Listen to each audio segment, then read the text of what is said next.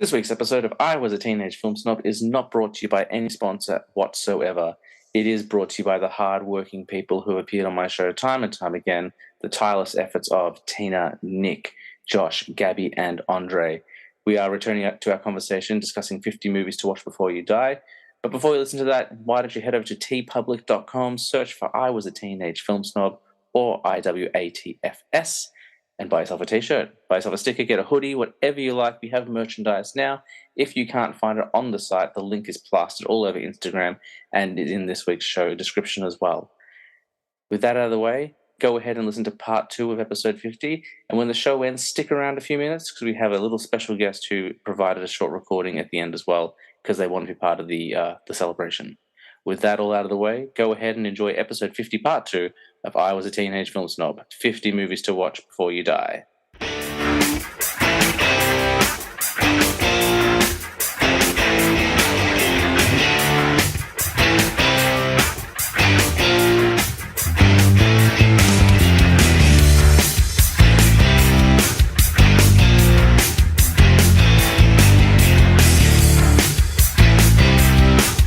Welcome to I Was a Teenage Film Snob. I'm James Chalmers, your friendly neighborhood film snob, and this is episode 50, part 2.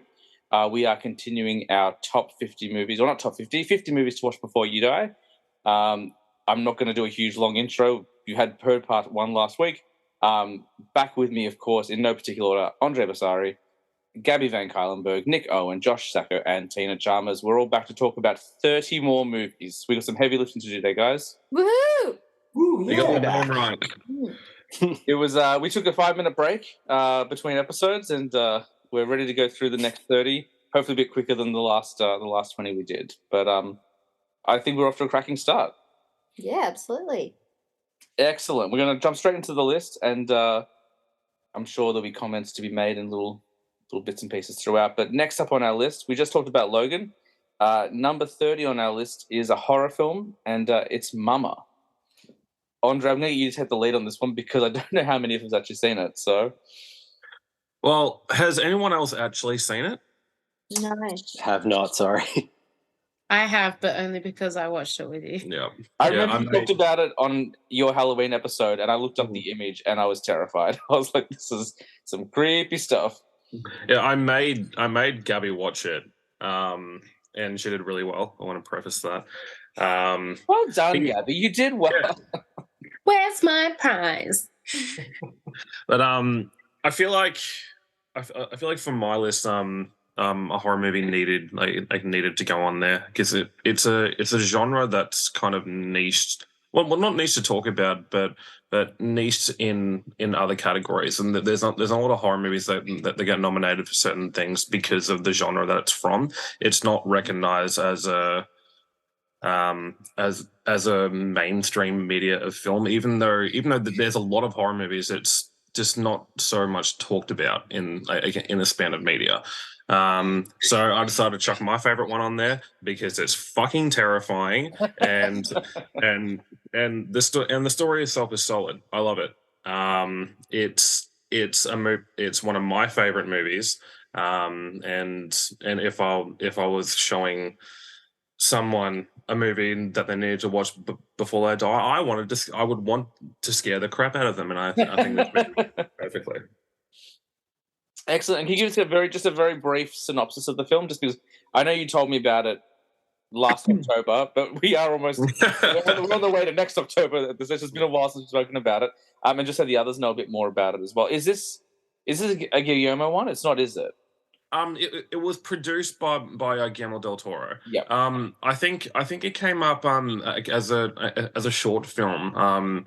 For I think it was Swedish media. I think it was, and Guillermo saw the short film and it terrified him so much that he wanted to be a part of the actual production of the monster. But yeah, so it starts out as as two little girls getting essentially left in a cabin in the woods by the mentally ill father, and this spirit called Mama has taken over the role of their guardian. Now I've skipped a lot, but I'm just trying to condense it down. She's done. She's done. It was like, Yeah. And after a couple of years, the kids eventually get found. I think the youngest one is maybe 1 or 2, and the oldest one was a toddler. I think about 5. So the oldest one was still able to retain a lot of her speech and stuff like that. So as the story progresses, and this new mother figure, this spirit, is revealing herself to be a lot more malevolent and evil. After they're found, the older one is starting to steer away with the youngest one still encapsulated with this spirit. And it's again, for me personally, it's a fantastic story about family. It just happens to involve a horribly terrifying spirit. yeah, the story itself was actually nice because I'm not, if it's like ghosts, if it's spirits, if it's mirrors, if it's involving kids, if it's involving animals, I'm always my like, penis checklist as well. She's like, nope. yeah, I'm just like, oh, actually, probably not for me. And before, like being with Andre, I was like, oh, I don't need to watch any horror movies ever. It's really not necessary. Unless they're like slasher ones, because it's like, oh, that's a person, so it's normal, it's fine. But the story itself is actually really good. It's just the monster, I guess, is quite scary to look at. Yeah, I remember looking it up while we were talking on that episode. I was like, this is terrifying. It's like I checked out as well. I was like, no thanks. But yeah, like it's a good story, and then there's a bit of a, like, you sort of find out who the spirit is, and it's a bit of a like a detective type thing, which I tend to enjoy. So yeah, it is a good movie. Yeah, the acting is solid, and the story is solid, and the scares are solid as well. Excellent. Yeah, it has Jamie Lannister in it. Yeah. Yeah. Cool. Excellent. I did watch one horror film you recommended me a little while ago, and I finally watched Insidious, and that was suitably creepy. That was scary. Excellent. Next on our list, number 29. This is a Nick Owen pick, I'm pretty sure. He'll tell me if it's not. It is a classic crime film, Michael Mann's Heat. That is mine. Has anyone else seen Heat? I know I've definitely seen it. Not me, no. No, I haven't seen it. I haven't even heard of it. Oh, it's so good. So it's got it's kind of a famous 90s film because it's like the first time Al Pacino and Robert De Niro were in a film since Godfather 2. Is it the first time they shared a scene together?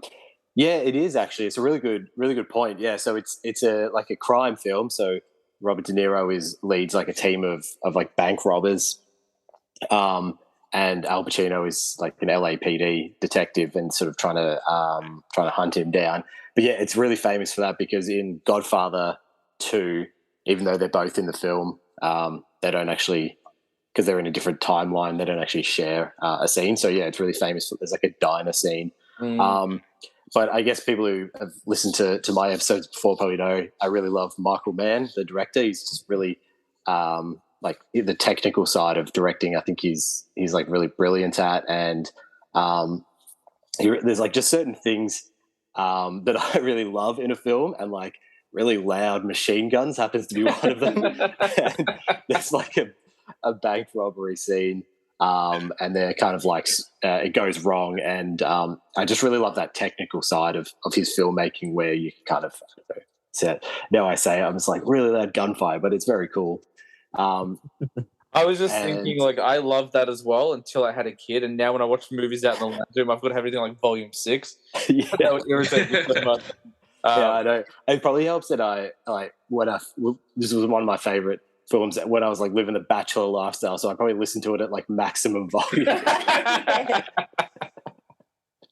But it's also got a really great supporting cast, like John Voight's in it, Val Kilmer. It's kind of like Michael Mann's like all-star cast kind of thing. Oh, cool. So yeah, I would definitely recommend it. It's like really crisp, and it really is paced really well. It doesn't drag. So I really think people who maybe like 50-50 on like heist films or things like that like you probably get a lot out of it. So yeah, It used Awesome. it used to get packaged in collections with like The Departed and The Godfather and stuff like that. The Departed. I rewatched The Departed. Departed recently. I've watched so many films since we last spoke. Like Nick's been recommending Manhunter for years. I finally watched Manhunter and enjoyed it. I've been catching up a lot of things, but yeah, The Departed. Heat is sick. It's so good. Like it's a long film, but it doesn't feel long. Nick summed up. It's a masterclass. Like it's such a great crime film. I think I'd like to watch that. Yeah, you definitely Yeah. would. Yeah, it sounds fun. Yeah. Films together. Yeah. Excellent. Next up, number 28. See, we're whizzing through this time, guys. This is, I'm pretty certain it's a Josh pick. Gattaca. Oh, yeah. Mm. Yeah. Now, I've seen Gattaca once, but I cannot remember anything about it. I've seen Gattaca multiple times because it tends to be quite used a lot for School. Yeah. I believe I watched it at school. I've never heard of it. Yeah. It's cool. Go yeah. Nick. This would almost be in my like 10 to 20 range. So I'm right there with you, Josh. Yeah. I'm ready I'll to let Josh support. take the lead on this one, yeah. Yeah, I mean, it's a great cast. I'm trying to remember. Jude Law, Ethan Hawke? Ethan Hawke, yeah. and Hawke, yeah. Uber? I mean, it feels like very possible as well. So it's like, let me just pull up the plot so I don't get it wrong. This was on my list. Is Uma Thurman in it as well? Yeah. Yeah, so it's about like changing genetics, and it's like in a world where like genetics are now predetermined, and like the protagonist is like one of them people who just like wasn't like genetically altered, so they're just like a janitor and wanting to live like wanting the dream to like go to outer space, so like they just like hijack someone else's life, and like I think Jude Law is like in a wheelchair, and he takes on Jude Law's double life. So they're like got this whole thing going on, and he's just pretending to be someone else. And then like, I think it's kind of like a thriller. So someone's like onto him, and he's just trying to live his best life. I can't really remember it, but I know it's. That's so good. His stakes are good. Like Jude Law is really awesome. Like there's like give and take there. Like they all want their sort of like demands and all that. And It's a sick looking film as well. Like it's the grade. It looks so amazing. Sorry, Tina, I cut you off. No, that's right. No, you're absolutely right. I really like the whole concept of like in the future you can just completely erase genetic mutations and things like that, and you can completely construct the person that you want your child to be. So like if you want them to have not just like blonde hair and blue eyes or whatever, but if you want them to be good at sport, or you want them to be like a musician or something like that, and you just change the genetic code. And I really like the commentary of how like you're just playing God and you're not supposed to do that. And obviously, I think we all remember the thumb pricking scene. Yeah. It's like, "Blah!" Yeah, because I think we watched it at school in rave, which is religious and values education. I thought that was dance class. I was like, It's so funny. I've asked I made a Kahoot about myself with the kids, and I was like, oh, what subjects did I study at school? And I put that in there, and they all thought that I was doing dance class. Yeah. I don't need lessons. But no, so like, yeah, so we did that as part of like the ethics thing. And we watched that movie, and it was like, is it a good thing that you should be able to choose this? Because obviously you can choose to not give your child to not have any disabilities or any like shortcomings or anything, to give them the best shot at life. But like, is that correct? And it was like a whole thing. And it was really interesting as a teenager watching that, because teenagers know everything. And now as an adult sitting back and thinking about it and being like, well, if given the choice, would I take the choice, or would I be like, oh, I'd rather let the universe decide? So yeah, interesting concept, definitely. Yeah. I think I don't remember it because I didn't study Year 12 English. I did Lit instead, and most people do it in Year 12 English. So I think we did it in Year 11. I must have I not think we gone to did school it that day. again at uni. Like I've done it. We've studied it multiple times. We studied. No, I was going to make a joke, but I've made this joke too many times in this show now. We'll just move on. We studied WAG in uni. No, I was going to say we studied Josh's favorite movie, Artificial Intelligence, at uni. It's not even a joke. We did study it. All right, I did it again. No more. I'm not going to do it again. Any other thoughts on Gattaca before we move down to the next? Just it's really great. It's a really great movie. Yeah, great pick. I also want to give a shout out. It's one of the lines that, like, you know how there's just some movies that there's a certain line that you will say in whenever you can crowbar it into a conversation. Yeah. And I think what Josh left out of that when he was summing it up was the police officer who's kind of tracking him down is actually his brother, and his brother's like enhanced, and he's always been better than Vincent, the main character, and they're out like swimming, and he like outswims him, and his brother yells, "How are you doing this, Vincent?" And then whenever anyone beats me at anything, that's what I yell at them. How are you doing this, Vincent? That's so because he shouldn't be beating him because he's not enhanced, you see. Okay. I just want to say AI is a good movie. Oh no! On your last episode and on Maddie's episode, I did say, I was like, you know what? It's not the movie that's the problem; it's me. Yeah, I just want to clarify on this episode. I'm actually ready to go back to it. Like, I think I'm mature enough now to go back to artificial intelligence. And there's plenty of people out there that think that too. There are dozens of us. And everything. Oh, I'm so sorry. Okay, movie 27. We're almost halfway through this list, guys. It's a classic film. This is a Tina pick. It's The Great Race. Oh, great movie. I love this movie so much. I'm so glad there were some people who've seen it. Have we all seen it? I haven't. Have not. Sorry, Tina. No, that's all right. Okay. So, My dad made me watch that religiously. Yes. This is like literally one of my all-time favorite movies. It's about 3 hours long, maybe. Yeah. About 3 hours long, probably just a little bit over 3 hours. So it was a movie that was made in the 1960s, and it stars Tony Curtis, Jack Lemmon, and Natalie Wood. And I remember it used to be on TV when I was a little kid. And I just sit and I just watch it. I go, this is amazing. This is just the most brilliant movie. So it's a melodrama movie. So it's like evil villain with a top hat and a twirling mustache, and the dashing hero is, you know, his teeth are always shining and they go ding and all that sort of stuff like that. So basically, when I became a teacher and I started teaching drama, I was like, we are going to watch The Great Race all the time. And I've watched the movie like twice a year, every year for like 12 years. I love this movie so much. So if you don't know, it's basically like Tony Curtis plays a daredevil and named the Great Leslie, and he's like the hero of the story. And he's always got like girls throwing themselves at him, and he's always dressed in white, and he's like handsome and gorgeous.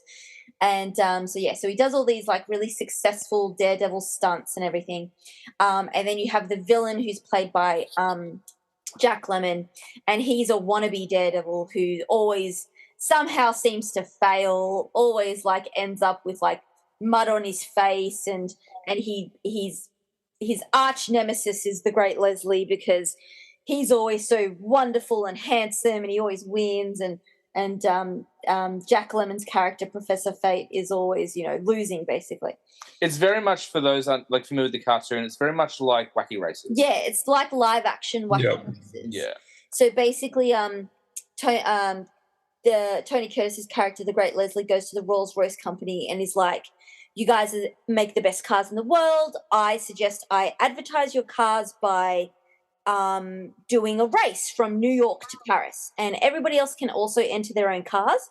But ultimately, we know that the Rolls-Royce car is going to win. So when, my car crosses the finish line, there will be undisputedly no argument that the Rolls-Royce car is the best car. And Professor Fate's like, well, I'm going to enter as well, and I'm going to sabotage everybody else, and I'm going to win, and everybody's going to realize that I'm amazing, that I'm great. And so the whole movie is just like this car race, basically. So they go to the Wild West, and they go to, Antarctica, and they go through Russia, and it's just brilliant. It's so funny. It's just hilarious. It holds up. Like, you would think, being made in the 60s, it's the product of its time. It's not. It's timeless. And, like, Natalie Wood is just gorgeous in the movie. I want to wear every single one of her costumes. It's just fantastic. And there's this amazing pie fight scene. And it's, like, 300 pies. And it's all, like, obviously it's not CGI or anything. Like, it's all real time. And so all this huge pie fight, I think it's the biggest recorded one in history. Yeah, probably. And it's just like I love it. I love it. I think actually it surpasses Amelie. I think it's my favorite film. Interesting. Yeah. Interesting. So Andre and Josh, you said you've seen it as well? Yeah. I realized I haven't seen it. I think it's something else. Do you have anything to add, Andre? I've seen it was pretty comprehensive. Fantastic movie. I think it's my dad's favorite movie. Because he quotes it all the time, and again, I grew up watching it because he watched it so much. And you're completely right. The humor absolutely holds up, because when I first watched it, when I was maybe 11, it's fun. It's fun, wacky humor. But as I got older and again more mature, and I was able to understand like more of the jokes, I'm like a 14, 15-year-old teenage boy that only laughs at like fart humor and stuff like that. But these jokes were landing so hard, and even watching it 2 years ago, the jokes that I now understand land even harder. Yeah. And it's so epic in scale, like for a film of its time. Like, people always talk about, like Ben-Hur being like one of the grandest films made of its time. But The Great Race, like in the opening scene, like the Great Leslie arrives in a hot air balloon. Like, and that's like a real hot air. Like it jumps out of a real hot air balloon. Yeah, and isn't there like a whole like double identity thing where someone looks like the king or the sultan or something? Professor Fate looks like the prince. It's a really fun flick. Definitely worthy of being in this list of 50. And if you haven't checked it out, go watch it. It's so much fun. Excellent. Number 26. This is the halfway point. It's one of mine. I don't know if anyone's seen it, so I'll make it quick. It's a Korean zombie film called Train to Busan. Lots of places. No, I know of it. Yeah, me too. I know it was very popular. It never occurs to me that that's a zombie film. I always think that it is a thriller, because I think I get it confused with like another movie that has like The Taking of Pelham 123. Yes, that is exactly what I confused it with. How did you know? They should have called it The Taking of Pelham 12Z. Yeah. Anyway, that's my terrible. Look, I'm getting the Nico and shrug of disapproval. This is one of the first foreign films that made me cry. It won't surprise people to know that I cried at a movie, because I think I've cried multiple times in the last week from movies. What I love about it is, whilst yes, it is a zombie film, it's a story about a father and a daughter. It's a really wonderful flick. Basically, this guy is like a Wall Street type guy, like, or the Korean equivalent of Wall Street, and basically he's been looking after his daughter. He's kind of a reluctant father. He's been separated from his wife, and now he has to he's meant to drop her off at her mum's house today, but today is the beginning of the zombie apocalypse. And so they get on this train, and they're obviously it's a mad rush, and there's zombies everywhere, that no one knows what's going on. And it's very much, if anyone's ever seen Snowpiercer, or if anyone's ever seen The Raid or Old Boy, the whole idea of one man fighting from one side of a building to another, that's what this is mainly. It's him trying to get from one side of a train to another to get off the train in Busan, where hopefully the zombie apocalypse has ended. It's funny. It's a real like heart-pounding thrill ride. Like there's a lot going on. It's very tense. It's beautiful. Like the storyline with the father and daughter storyline of him like kind of coming to terms with the fact that maybe he does in fact want to be a father and he's not as reluctant as he thought he was. And doing what he has to protect her is so beautiful. Like, and it resonated with me before I was a dad. Now that I'm a dad, like, it just destroys me every time. But what I love about it is it's doing so much more than it has to do for a zombie film. Like, zombie films can be schlocky and B grade, and they can just be a bunch of gore, and they don't need to do anything special. But this flick does it. Like, it's trying so hard, and like, it's so ambitious for a film of its genre, and it looks great as well. So I would say probably the best zombie film out there, in my opinion. But a wonderful, wonderful film. It's very popular in the horror community. Like people who are big on horror, a lot of them have, a lot of people have seen this one and kind of have similar sentiments that I do. But you don't need to be a horror film to enjoy it, horror fan to enjoy it. It's just a great movie. And that is my brief summary. When you say first day of the zombie apocalypse, yeah, what do you mean by like is it like one person is a zombie? It's like the start, like, or is it like all wake up and hey, 50% of the population is zombies? No, it's just kind of like, so at the opening of the film, there's like a carcass of an animal and like it gets run over and then like the disease starts spreading and then people start getting infected. Yeah. So it's like the outbreak kind of thing. Yeah, it's like day one, like the outbreak. Yeah, exactly. And because South Korea is such a densely populated country, like it spreads quickly. Yeah. And like the idea of being trapped in like basically a sardine can on wheels, like filled with zombies, is terrifying. But it's great.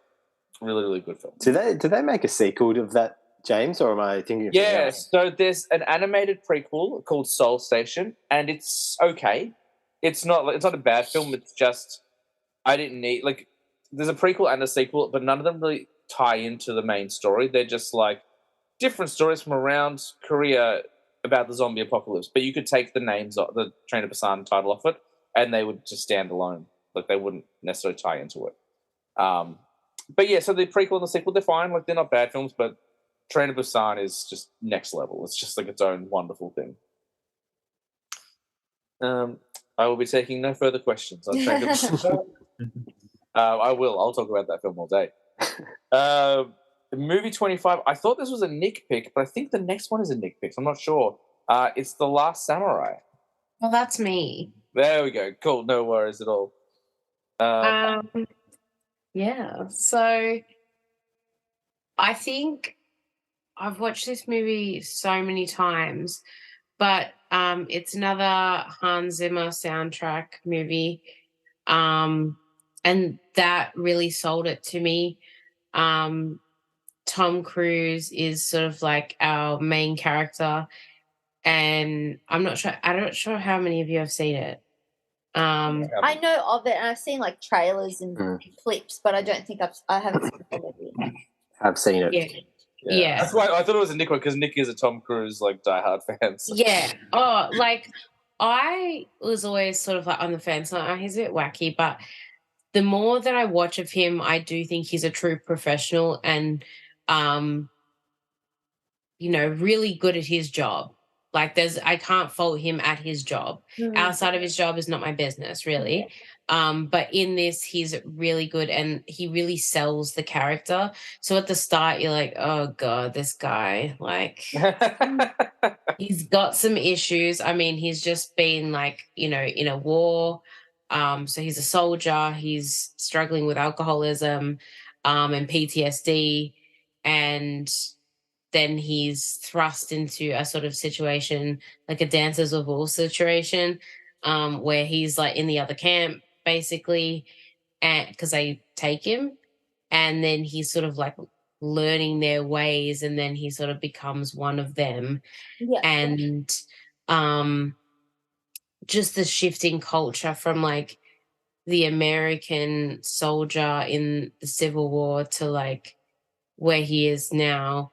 It's so different. And like when they talk about Native people, the Native people that he's trying to help, that he's contracted to help like defeat the Native people of Japan, are like they're talking about like the samurais and the struggle between the samurais and the emperor's like army, I guess, because they're trying to fight progress, I guess.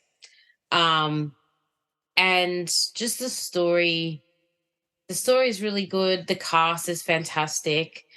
And yeah, the soundtrack is beautiful. The way everything is shot is really nice. Yeah, I really like that movie. I think you talked about it on maybe your first episode, Gabby, and you really sold me on it in a way that I hadn't really heard much about it before. I just haven't got around to it yet, but it's definitely on my list. And I'm sure Nick Owen has some thoughts on TC in this one.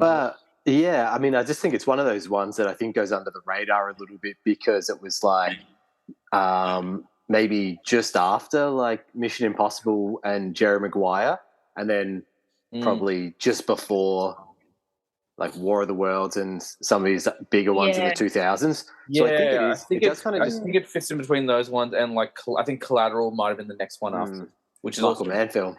I love Collateral, so good. Yeah, it came out in 2003. Yeah. So, and I just kind of think it just goes under the radar a little bit. It's such a fantastic film and a really good performance. And also, I just love the fact he would have just like spent like a whole year just like embracing the samurai lifestyle to look authentic in it. So, literally, like there's a part where because like he's been hired to help an army defeat the samurai.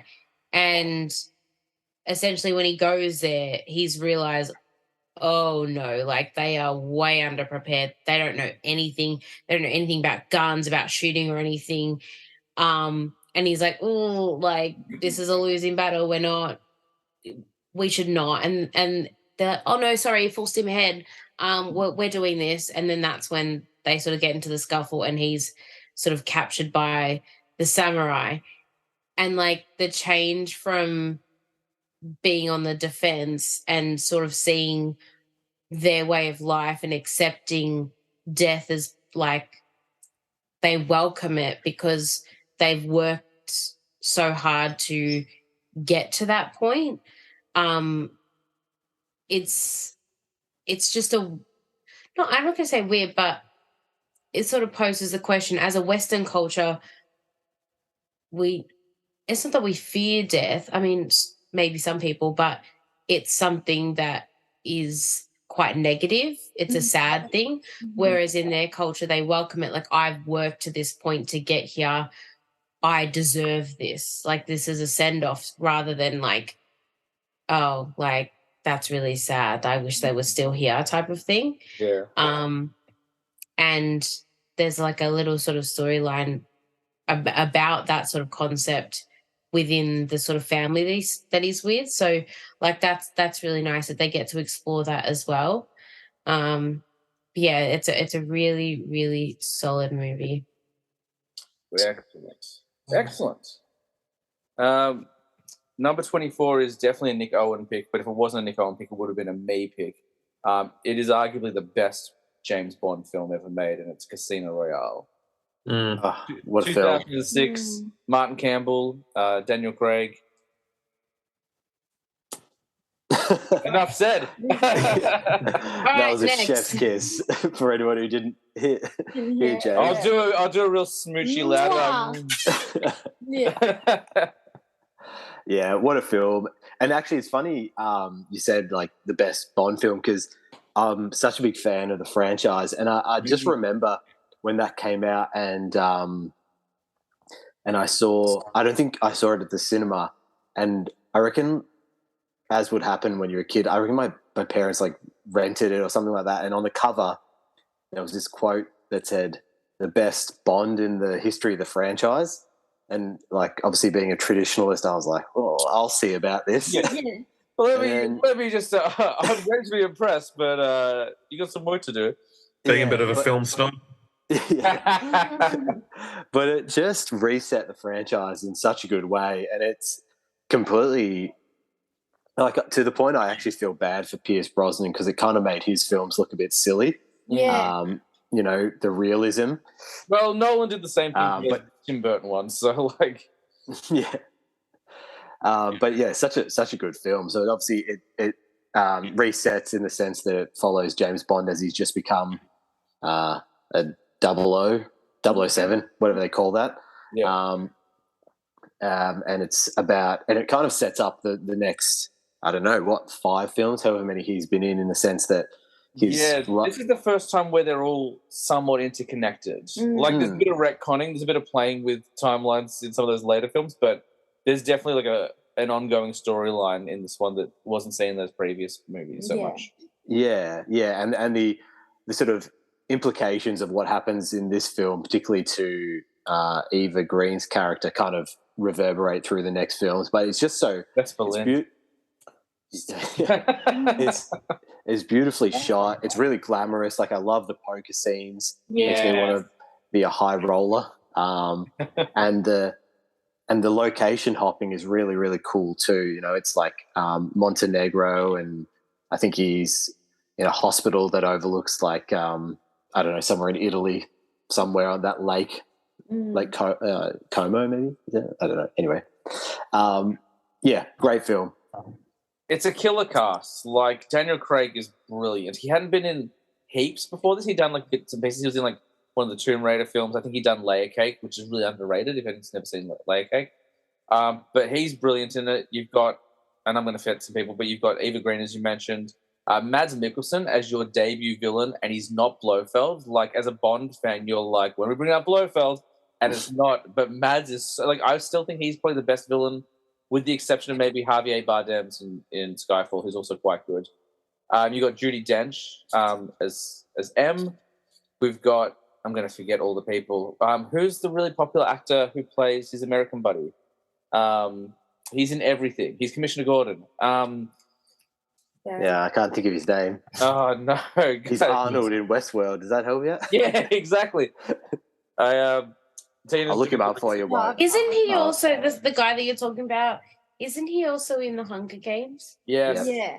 Yeah. It begins with J. I feel like I'm doing a really bad job. And he's the Watcher. Jeffrey Wright. Jeffrey Wright. There we go. We got there. This, and it's such a thrill ride. Like, there's so many like edgy estate moments. Like the whole like restarting his heart, like poison. Yeah, that whole bit's great. It has really good use of contrast of like action sequences and then like tension building scenes. I feel just saw Josh's Zoom name. Made me laugh. Yeah, I think it's great. I think it's so good. Like, it's a long one, but it never feels boring. And like, often with those Bond films, especially those older ones, when there's not action, they do feel a bit slow. This film never feels slow. Have we all seen it? We've all seen it, right? Like this. Yeah. Oh, I haven't, but I don't know. I just nodded. Oh, it's so good. Like, I'm a liar. I'm like, no. Yeah. Like, and I remember, like, I did see it in theaters. My mum took me. I distinctly remember the nuts scene. Just big old like, I'd never seen anything like that in a movie before. Oh I was like, Jesus Christ! Like, they're really testing this new James Bond. And then the ending, obviously, I won't spoil it because Gabby hasn't seen it. And like, watch it this weekend. Like, cancel your plans and watch Casino Royale. Cancel our anniversary. Yeah, we'll just cancel our anniversary. We'll just, well, you know what? It's quite a romantic film, so I think you guys can swing it.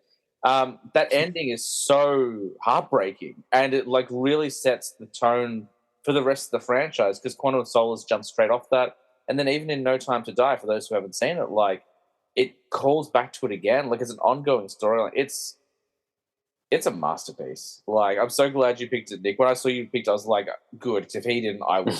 So, yeah, I'll be straight up. I haven't seen any James Bond movie ever, and not because I don't know, I'm a snob or whatever. I just have seen like half of the opening scene with the song, and I'm like, oh, too long.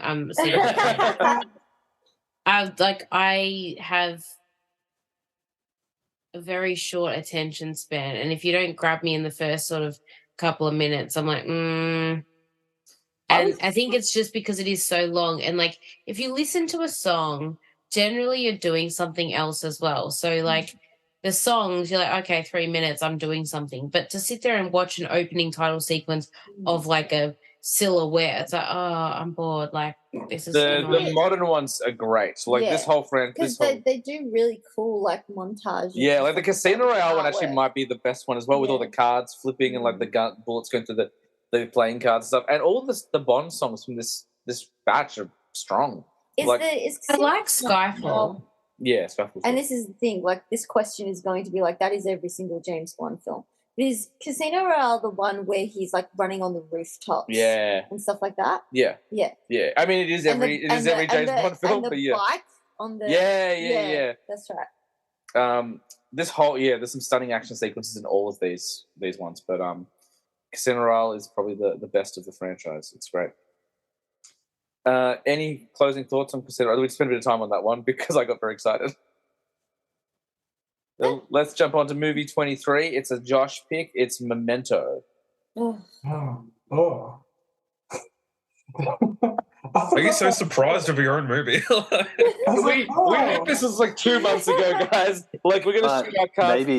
Maybe Josh didn't remember that he picked it. Yes. Did you write down your notes on your arm in a tattoo? Like, yeah, it's on theme. It's a good movie. Don't trust others on the podcast. Yeah. I just remember watching Memento and being like hooked from start to finish. I mean, there's the plot of the story, but how you watch it unfold is like a different story altogether. Like they just reverse the whole thing where you're kind of finding out how everything happened and like how this character like is trying to put all the pieces together to find out like I think it's like a murder. Like he's trying to find out who murdered his partner. Yeah, I haven't seen it in years. It's Nolan's first film, and it really sets the tone for a career. Yeah, like it's a big swing. It's Guy Pearce and I want to say Carrie-Anne Moss. Yeah. Is it who's the dude who he's like does a cameo in everything? I just can't think of his name. Yeah. He's in bring it up as well, isn't he? Is that who you talk about? The Joey Pants? Oh no, Mark. Yeah. Well, Joey Pants is in it, and then Mark Boone Jr. is in everything. He was also one of the crooked cops in Batman Begins. Flash. Nah, I'm thinking of Joey Pants. Joey Pants? No. It's actually got a really good cast. I'm just looking through it now. I haven't seen Memento in a minute. If you ever want to laugh, have it on YouTube. There's a video of Christopher Nolan explaining the timeline of this film, and it's like he draws it on a whiteboard, and it's like a semicircle, and he's like, and we intersect like here. He's like, how's anyone supposed to follow that? We studied it for lit at uni. I hate it so much. I'm sorry, Josh. Wait, you hate Memento or you hate Mulholland Drive? Or both? Oh, I hate Mulholland Drive. Is that the one with that little... Is that the one with the blue witch? Mulholland Drive, and I liked Memento. I don't know. There was one that I hated. I think I hated That's a David Lynch film. Yes, I hated Mulholland Drive. Yeah. That's Mulholland Drive with that little blue witch at the end? I haven't seen it. I actually almost bought it. Know. It's that weird one. I watched it once and didn't like it, so I'm in Tina's camp on this one. Mulholland Drive's shit. I always just think of that quote from American Dad where it's like, have you seen Memento? Not as good the second time. I think a memory erasure episode. I think I did like Memento, but I think I struggled with it. Yeah, I think it was just like pretty cool and different. I like how it's like a crime thriller. The twist is pretty justified. A good payoff at the end. I like how he goes about it, like it's all written on his body, so it's like you sort of like trying to figure out who did it. It's not clear, and like I like how every day is like, oh, I got this tattooed, and like the pictures, and yeah. Oh, I'm so late to the party. I've not seen it. I didn't know that you were making a joke about it before. Now you've just said there's a tattoo thing, because I just thought like maybe I was like, oh, okay, Josh has got tattoos so that he remembers things. Okay, like cool. Yeah. Part of the plot is he tattoos like the things down, but like the genius of the film is he doesn't know who to trust. So even though he's tattooed what he thinks the truth is, every day he wakes up and he has to he's forgotten. He's like, he's got one day of memory. We haven't explained this film very well at all. No. He loses his memory at the end of each day, and he wakes up and he has to kind of figure out who he is and his story again. It's like 51st Dates, but creepy. Right, yeah, because I just heard about 51st Dates by way of Seven is what it is. Okay. I mean, I'm interested. Now. That might be the best marketing you'll ever get for that movie. What a tagline. This isn't Memento, this is Mulholland Drive. But I was just Googling Mulholland Drive, and one of the regularly asked questions is, what the hell is Mulholland Drive about? But because I think I watched the two in succession. Yeah, I think we studied both of them. I think I didn't like. We also studied either. Starship Troopers, which you didn't like, Yeah, which is a like great movie. I watched that. Isn't excellent? So good. Isn't Mulholland Drive like backwards or something like that? Is that one of those ones? Well, it's Dave. I didn't watch it. I skipped that assignment, and but it's a David Lynch something film. about amnesia as well. I Possibly. think that's why I get the two confused. It's weird. Yeah. Excellent. Movie 22. It's a Tina pick. It's a Ben Affleck written, directed, and starring film. It's Argo. Yes. Such a good film. Now, I've only seen this once, and it was like when it came out. So my memory of it is sketchy. But all I remember is how it made me feel. And like I was literally like on my edge of the seat the whole time. And I was like, get on the plane. You have to get on the plane. Please, please, please get on the plane. Well, I'll set it up. Basically, there's a terrorist I remember what happened. Yeah, there's a terrorist event in the country. I can't remember which one it's like Iran. It's Iran. Isn't it set during the revolution? Yeah. Yes, that's right. It's the revolution in the 1970s. And a bunch of journalists or Americans get trapped, and they're trying to get them out. And the only way they can infiltrate Iran without rousing suspicion or kind of breaking a political treaty is to have a film production go there, and they kind of design this fake movie called Argo, where they're going to shoot in Iran. And so basically, they have to they get hidden by the family of American in the American embassy because they can't leave the American embassy, like they're trapped, or they can't leave the I don't know if it's American embassy or they can't. I think that there's like protesters or whatever. They storm the embassy. That's right. They escape. I think they're hiding with like the Canadian embassy or something like that. That's right, exactly. And so then they come up with a plan on how to escape through the airport and everything. And it's like by creating all these fake identities and fake passports, and then they have to create all of like the screen what's storyboards and everything, and like they have to take like all the location shots, and they have to fabricate this whole idea that they weren't journalists, they're just people who are in Iran doing a scouting for a film location, and they have like disguises and fake hair, and it's all based on a real story. It's all based on a real story, and so like that scene towards the end where they're like at the airport and they have to, so the Iranian government is like calling on the phone like to make sure that these guys aren't lying and that everything's legit, and you're sitting there and like the phone call and you're waiting for the phone call and pick up the phone and it's just thriller and like tension at its best. But also very entertaining and funny. Yes. Like Affleck obviously is Affleck. He's so good in it. You've got John Goodman, Alan Arkin. I don't think who else is in it. Carrie Bechet, who was in Red State. She's wonderful in it. I've watched it a couple of times and it's such a great flick. I was just laughing before because I'm like, we're talking about the best movies. Let us try to remember how to explain these movies to you. It's good for preventing spoilers. It's solid. I was on the edge of the seat for this movie. I thought it was just like Tina said, like I was just, once it started, I was like, what the hell? And then once it finished, I was like, oh my God, this movie. Like amazing. Yeah. Like by the end of it, I was like, oh my God, I'm so glad that it all worked out. And like we could have just Googled what happened in the Iranian embassy situation. Because it wasn't like new. It was an old story. But it's just, but that's really, that shows you what excellent filmmaking skills Ben Affleck has. So I think he's really underrated as a director. He took this story that isn't very popular. Like not everybody knows it, like how they know the Titanic sort of thing. And he took this story, and even though it's based on true events that you could have researched, like he still made it as if it's happening right here, right now, and you don't know what's going to happen. You don't know what the outcome's going to be. So I think this is one of his best movies he's ever made. I don't think he's made a bad film. I haven't seen his most recent stuff. Gone Baby Gone is excellent. I think that Live by Night one was a bit of a... I didn't mind Live by Night. I thought it was kind of it's not Argo or Gone Baby Gone, but I didn't mind it. He directed another one in between those, though. I can't remember what it was. He's done a couple. Town. The Town. Yeah, that's a banger. Yeah, it's solid. That feels a bit like The Departed as well. You can only say that film title in that accent if you don't. Are you a cop? You're a cop. Air's a new one. That's him and Matt Damon. It just came out this year. Excellent.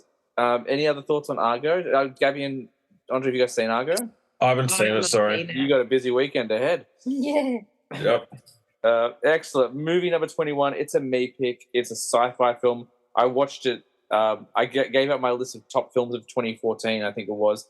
And then 2 weeks later, I was like, I have to change my list because I've just seen Ex Machina, which is a great film. I love it for a number of reasons. A, it introduced the world to Alicia Vikander, who is maybe one of the best actresses around these days. It's three people in a room. It's Oscar Isaac just being super creepy the whole time.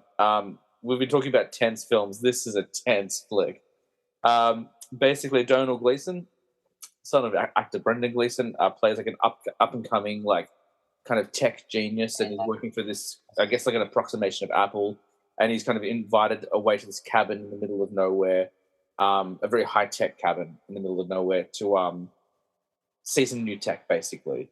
And Oscar Isaac is the guy who runs the company, and he's like, I want to show you something I'm working on, and he's pretty much created authentic, fully functional AI. Like, he's created like these artificial brains. He's got these kind of androids he's been working on, and they can think and they can speak and they can emote. And Domhnall Gleeson's character is there to kind of study and interact, not realizing that he's actually part of the study. Spoilers. And then it just becomes this weird descent into madness where like he catches Oscar Isaac like hitting on the robots. He's always like drinking and dancing at like 2 a.m. in his sweatpants. And he starts to fall in love with Ava, the android. It's so well made. It's so well told. Like, it looks brilliant. I'm trying to think of the director's name. It's Alex something. He wrote 28 Days Later, and then he went on to make Annihilation, and he just did Men last year. I can't remember if I've forgotten the guy's name, but it's so brilliant. And what they managed to do with 3 people in a room, basically, the story they told is insane. Has everyone? I know you haven't seen it, Tina, Yeah. but everyone else has seen Ex Machina. No. Alex Garland. Alex Garland, that's it. I was going to say Alex Winter, but that's Bill and Ted. He's also a director now, though. I really like the cat and mouse game towards the end of it, like how she's like outsmarting them. Yeah. And stuff. It's really, I was surprised, like how it sort of twists and turns, and very satisfying how it plays out. Yeah, it's a great thriller. Great film. Oh, sorry. Sorry, Gabby. Go. Oh, I was just going to say, I actually watched it on James's recommendation. Oh, I didn't know that. Yeah, so this was last year. I'm not sure whether it was when I had time off or if I was just looking for a movie to watch. But it wouldn't have been something that I would have just like been scrolling about, oh yeah, this looks good. And I watched it and I was really impressed. Because like Oscar Isaac is like a good looking person. And very charming. Yeah. And so it's like you're sort of drawn in a bit, and then like all of a sudden you're like, I'm uncomfortable. Yeah. Yeah. I'm close in my skin. Like, why are you the way that you are? And yeah, so you're taken on a bit of a journey, and it was a bit chilling because you're sort of like hoping that something good happens to the, I guess, good character, because like they're kind-hearted, they're like pure, I guess, and then you're just watching it all unfold as a sort of helpless bystander. Yeah, it's a really good movie. And some really interesting commentary on like the idea of freedom and choice, and if this life is artificial, does it have rights? And which is very much what Alice Garland is all about. Like you watch any of his stuff, like there's always a kind of political message in there. Like Men is a very good example of that as well. But yeah, like the idea of like, is this robot now his property, or now that she can think and speak and make decisions, should she be free? And if she feels that way, does it even matter? Because technically she's not real. It's really interesting, and just it's great. It's such a good movie. I think when you see the other versions, it's kind of cool as well. Oh yeah. Yeah. And just like, and we'll move on because we've got a few films to get through still. But just like how he just like peels their skin off and gives them like different stomachs. It's so weird. But that CG of like the kind of weird, like the glass underbody is so cool. I don't know how they did it. Like visually, it shouldn't look as good as it does. If it's CGI, I don't know how much of it is like CGI and how much of it is kind of like practical effects and like camera trickery, but it looks incredible. Like the whole idea that they're robots, but they don't look like metal and wires and stuff. They're just glass. Yeah, it's incredible. Visually, it's stunning. I like this movie. Alrighty, next on the list is a film I think we've all definitely seen, probably more than once. Number 20 is Lord of the Rings, The Fellowship of the Ring. Nice.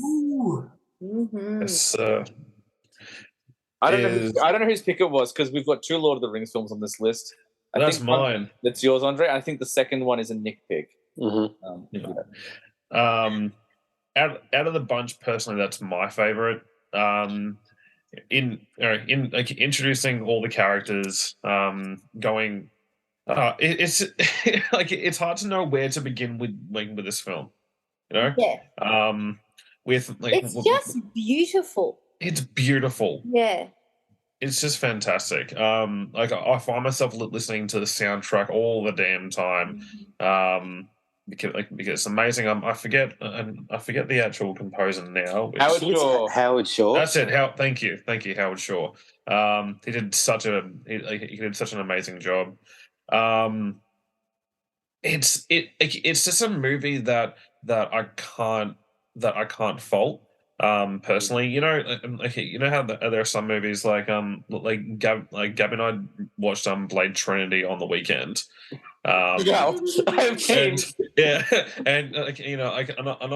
I'm comparing a snowflake to a snowball kind of thing here, but like with some movies, there's always parts to make fun of, but with this one, I physically can't think of a scene or a character or anything that I want to make fun of. Yeah. Maybe I'm just biased like that. It's pretty much perfection. Like, I think you're so right. I like this year to watch. To me, this is like filmmaking at like the highest possible level. Like everything about it is just so good. And as like you made a really good point, I reckon, Andre, whereas like a lot of other films, there's maybe like one thing you can kind of point out that maybe is not quite as good, or but this is just like perfect the whole way through, and like the production's insane, the music's so good, and like the cast is incredible as well. Yeah, so quotable. Like there's so many moments. Like I would say we quote a Lord of the Rings film once a month easily. Yeah. Like there's always something quoted. I always go to like the Gollum quote. I think it's in Return of the King, where he's cooking the fish and he's always eating the fish. I always think of that. But I always go, I am an ant. Yeah. Melon.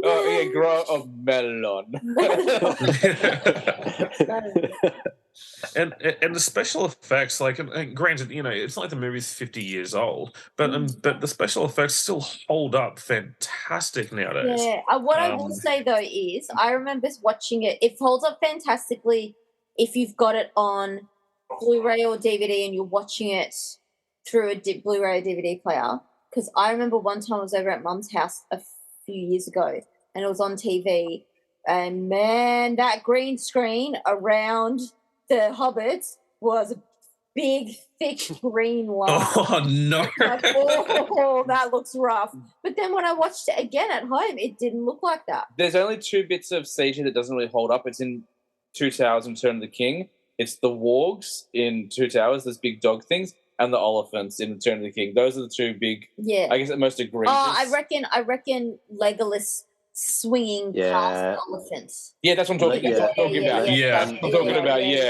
There's a bit when Legolas like swings onto one of the wargs. Yeah. It's a bit dicey. But Fellowship, like, it's, I remember, I've talked about this before, like, without this film, I don't get into horror. Like, and it feels like a weird line to draw, but, like, if you think about, like, Sauron and, like, the orcs and the whole Mines of Moria, like, that is the Balrog, which is the coolest looking villain or monster. Yeah. That's so cool. Call it the mine. The mine. Bye, you fools. It's, and then, like, Lurtz, the whole fight with Lurtz and the Uruk-hai at the end, and Boris. It's, like, we could spend 3 hours just talking about this flick, and then you got the extended edition as well. I think what's really good is, like, I feel like just like Philosopher's Stone, they really captured the world beautifully. Yeah, like, absolutely. Rivendell is just like, you cannot improve that. So beautiful. You cannot, like, it's so taken from the book and put onto the screen so perfectly. And, like, Hobbiton is, like, exactly, like, the level of coziness that you want. It's just, like, visually exactly what it needs to be. Yeah. Yeah, I was actually going to say the same thing in that when you have like a trilogy or just like a series of movies where you're setting up and doing that world building, something that Philosopher's Stone did quite well is like they draw you in and it's cozy and it's nice. And obviously there's themes they're playing with that are dark and that are scary and sort of mature, I guess. But you have that thing where you feel like you're part of it and you're on a journey with them. And it's the same thing in this where you're brought in and you're introduced to the characters and there's funny parts and then you're like, oh gosh, like we're moving okay already. Oh no, there's already something happening. Oh, quick, I hope they win. Oh no, I hope nothing bad happens to them.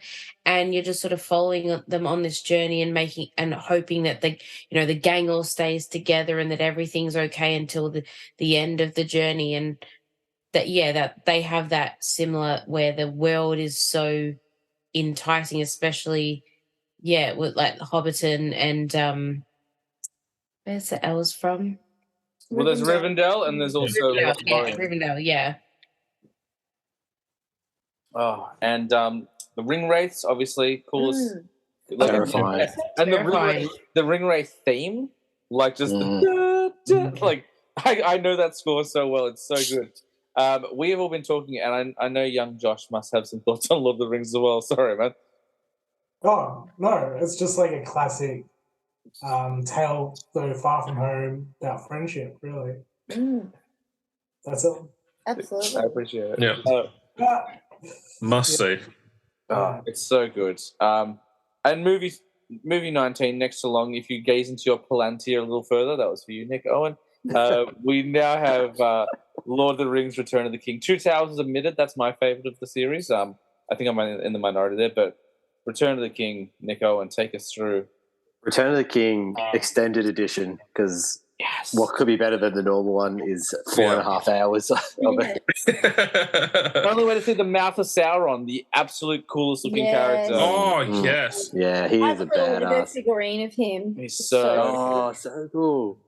I mean, look, there's probably not too much more to add, but for me, probably like the same reasons, everyone really loves the Fellowship is because it brings them all together. I mean, this is like the culmination of that. And I can't even overstate the impact that had after it was the third consecutive year. It came out at Christmas every year in like 2001, 2003. And then, like waiting that time. And then when the culmination of this epic story is done so well, I don't know what else I could say. It's just so brilliant. And that moment when Aragorn's like, for Frodo.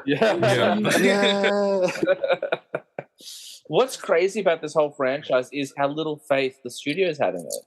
Like, I don't know if you guys know the story, but like, it took them so long to get this movie made because, like, does anyone care about Lord of the Rings anymore? Maybe we should just do the story over 2 movies. Like, do you know how many extended editions they need to release it that way? Like, they had no faith. It took them so long to get funding. Like, the studio was ready to pull the plug at any day. They're like, the minute we see too much money being spent, we're canceling this. We're not going to go ahead with it. Really?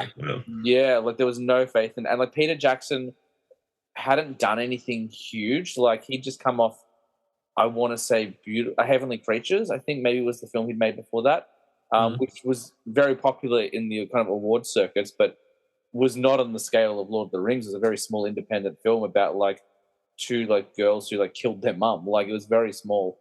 Great film though. And yeah, there was no faith in the project. It took so long to get it off the ground, but then like you just look at what it became. Like it's just a juggernaut. Like it became the kind of like the comparison point for all fantasy moving forward. Like I feel like it's the modern version of Ben-Hur. Yeah.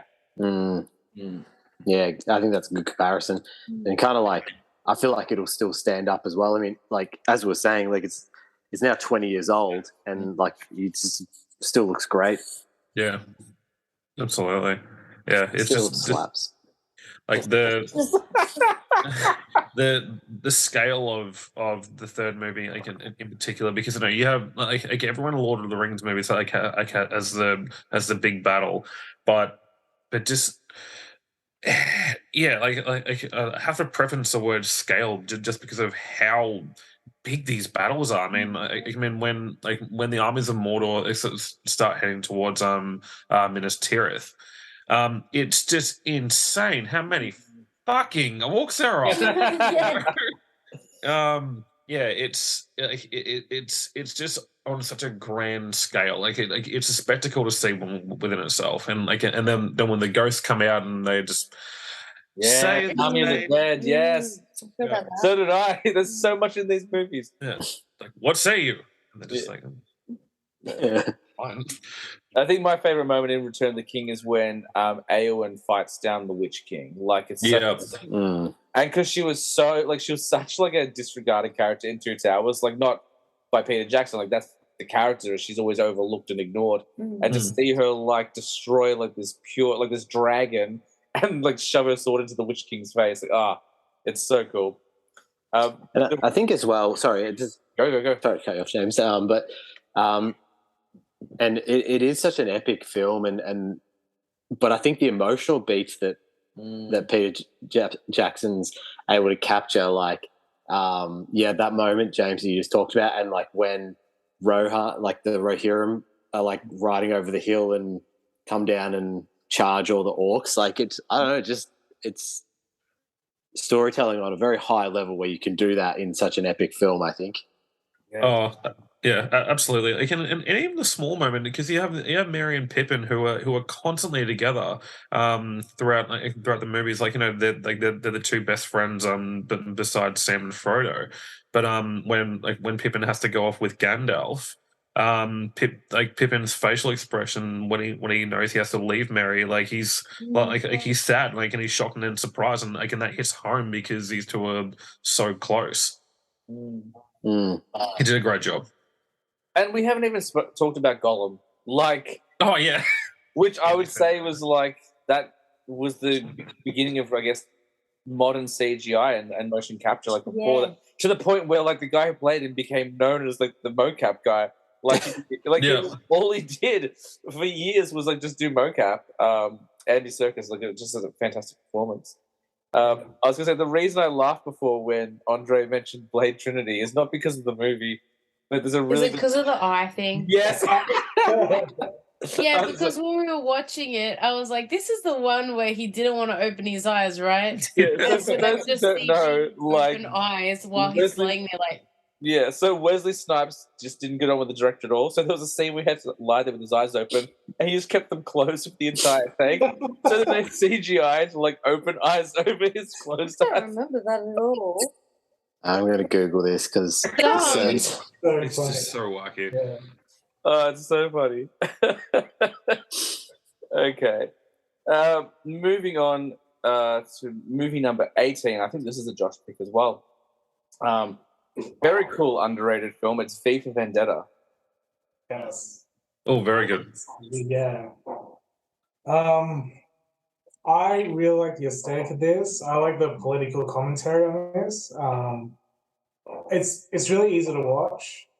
I think it's quirky and fun, and I think it should be taught. Like, it should be one of the videos that people teach in schools and stuff. Well, like, like the Truman Show. I feel like it's on that level in its own way.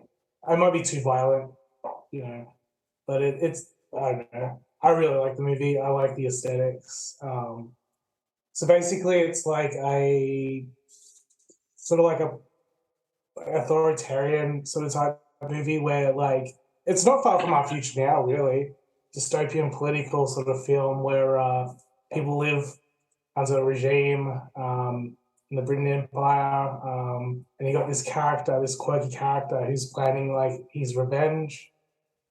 And then Natalie Portman's sort of there along for the ride, and as it progresses, you find out his story and why he's like,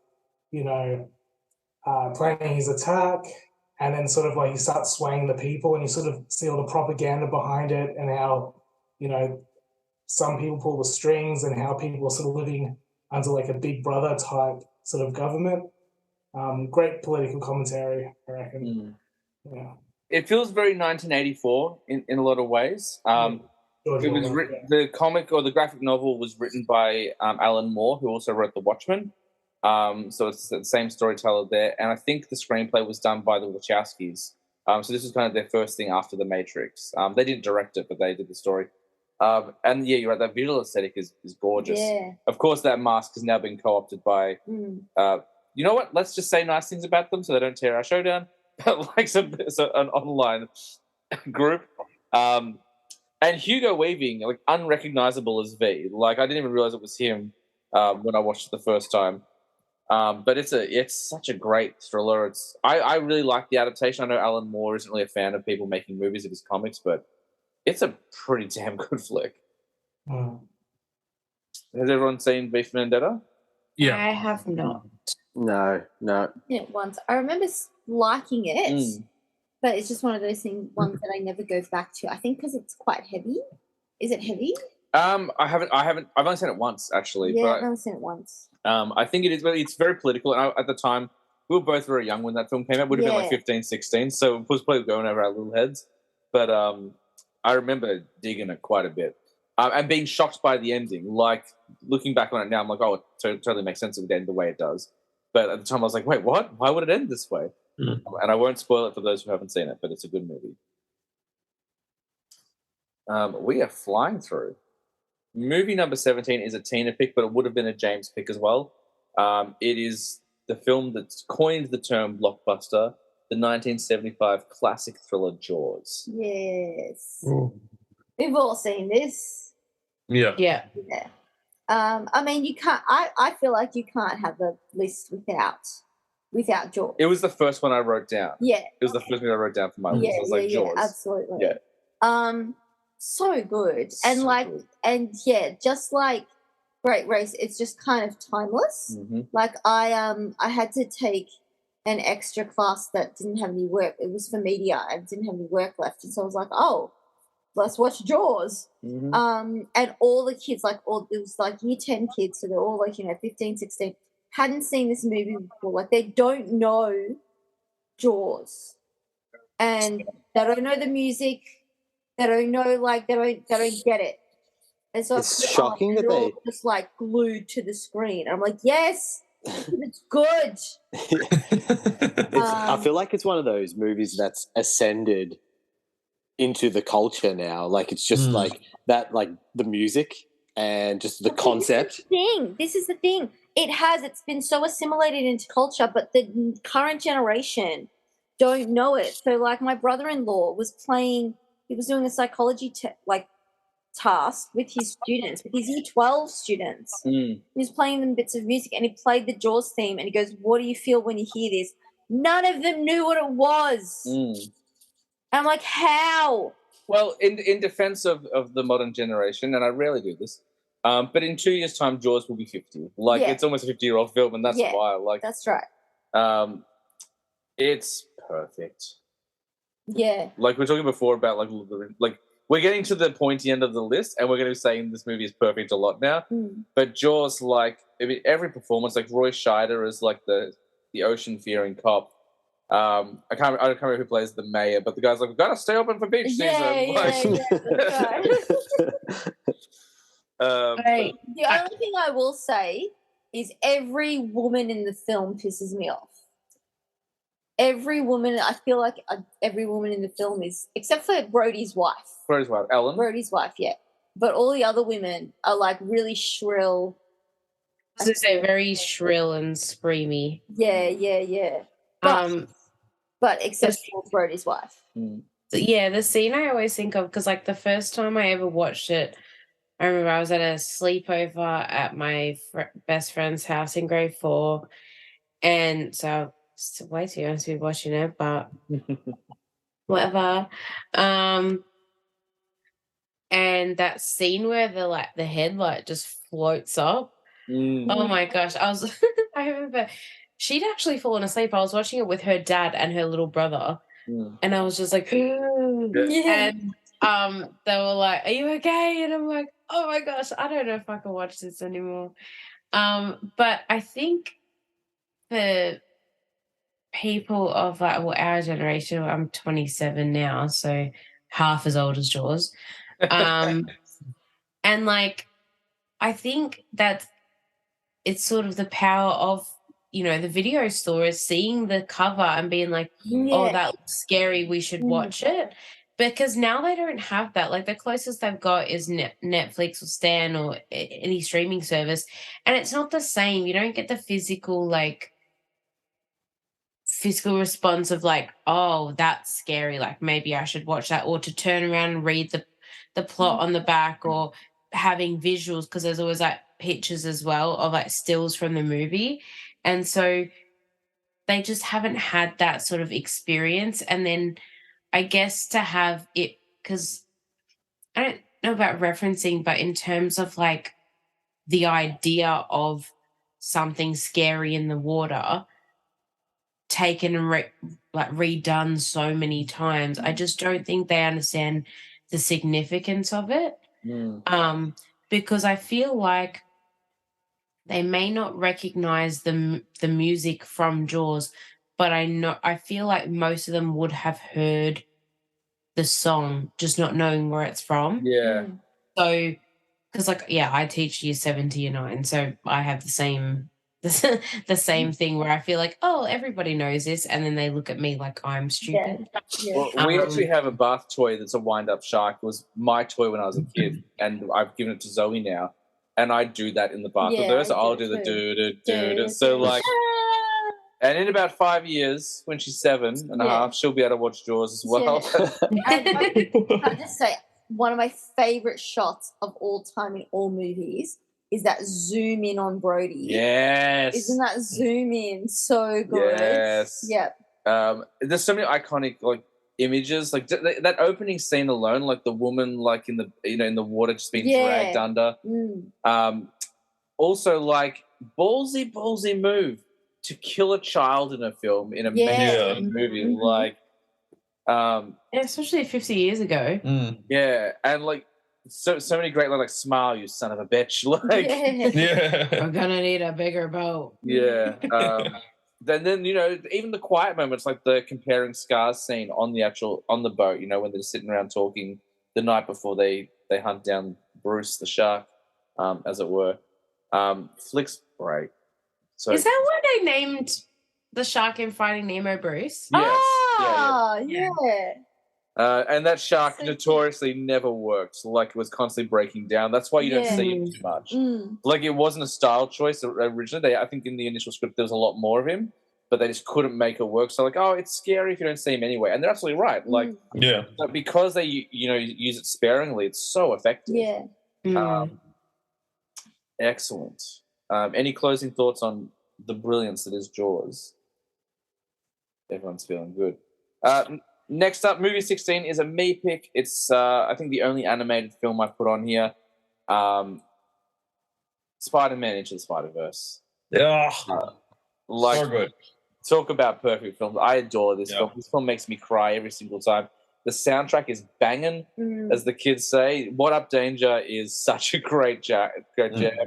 The casting is brilliant. The visual animation, like the choice of animation for this film, like to make it look like a comic book come to life, and just like little decisions, like so.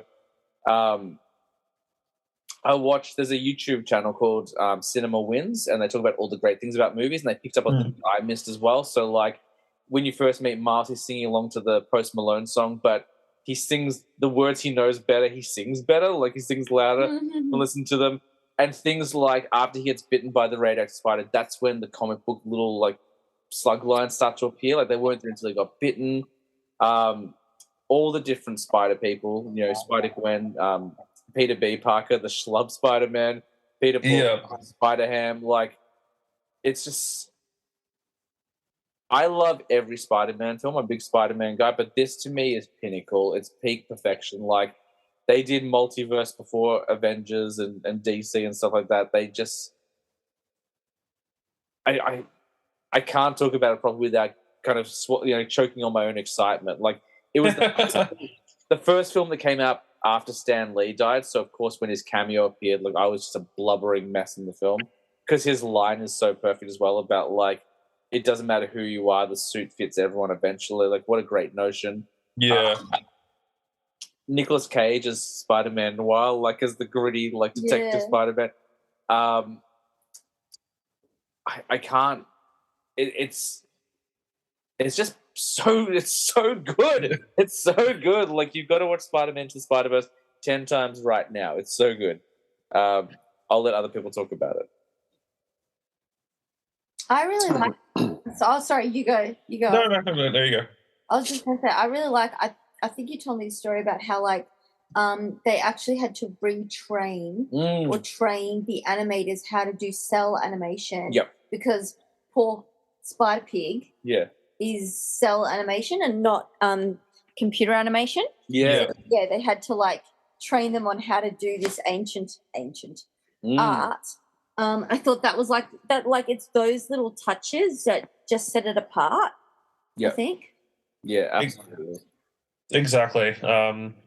There was so much love that went into that film. Just like all the tiny little details. I was watching something when Miles and Peter Parker have the I think it's a briefcase that they're holding and they're swinging through the woods. Peter Parker, because he's more experienced, he's drawn in more frames.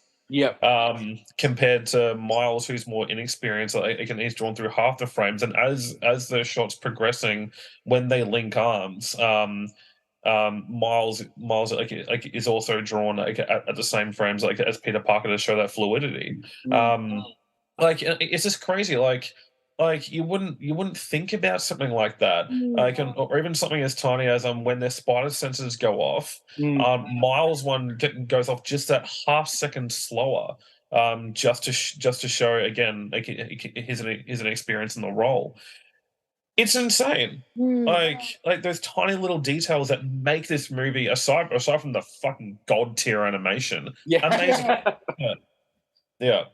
The other thing I like, I think my favorite Miles moment is when he finally becomes Spider-Man. I don't mean he's been bit. He finally lets go and like he's ready to, the whole idea is he's kind of wrestling with fear. Like he doesn't feel good enough. And there's that moment, and it's in the trailer as well, but he jumps off the building and he goes upside down. And what happens when he jumps off the building? He literally pulls the glass off the building because inside he's still holding on. He has to force himself to let go. And it's like his sheer will broke the windows of the building in order to get him to be who he needs to be. Plus all the like Peter B. Parker stuff with Mary Jane, because obviously in his timeline their relationship didn't work out, and so like the last little montage of them returning to their home is him ringing on the doorbell and her opening up. Makes me cry every time. I think it's very beautiful. It's very, very funny as well. Like we haven't talked about the humor, we talked about the emotional beats, but even like how his uncle's like teaching him like the shoulder thing. We're supposed to, hey, like he's got like one of these. Like... Yeah. Yeah. Oh, okay. It's brilliant. I adore it. It's like I love all the Spider-Man films. So like this is neck and neck with No Way Home for me. I think it's just a killer film. And this new one looks great. And apparently Toby, Tom, and Andrew are showing up in this new one. So I'm very excited. Oh, I'm there. I'm absolutely there. They referenced No Way Home in the trailer.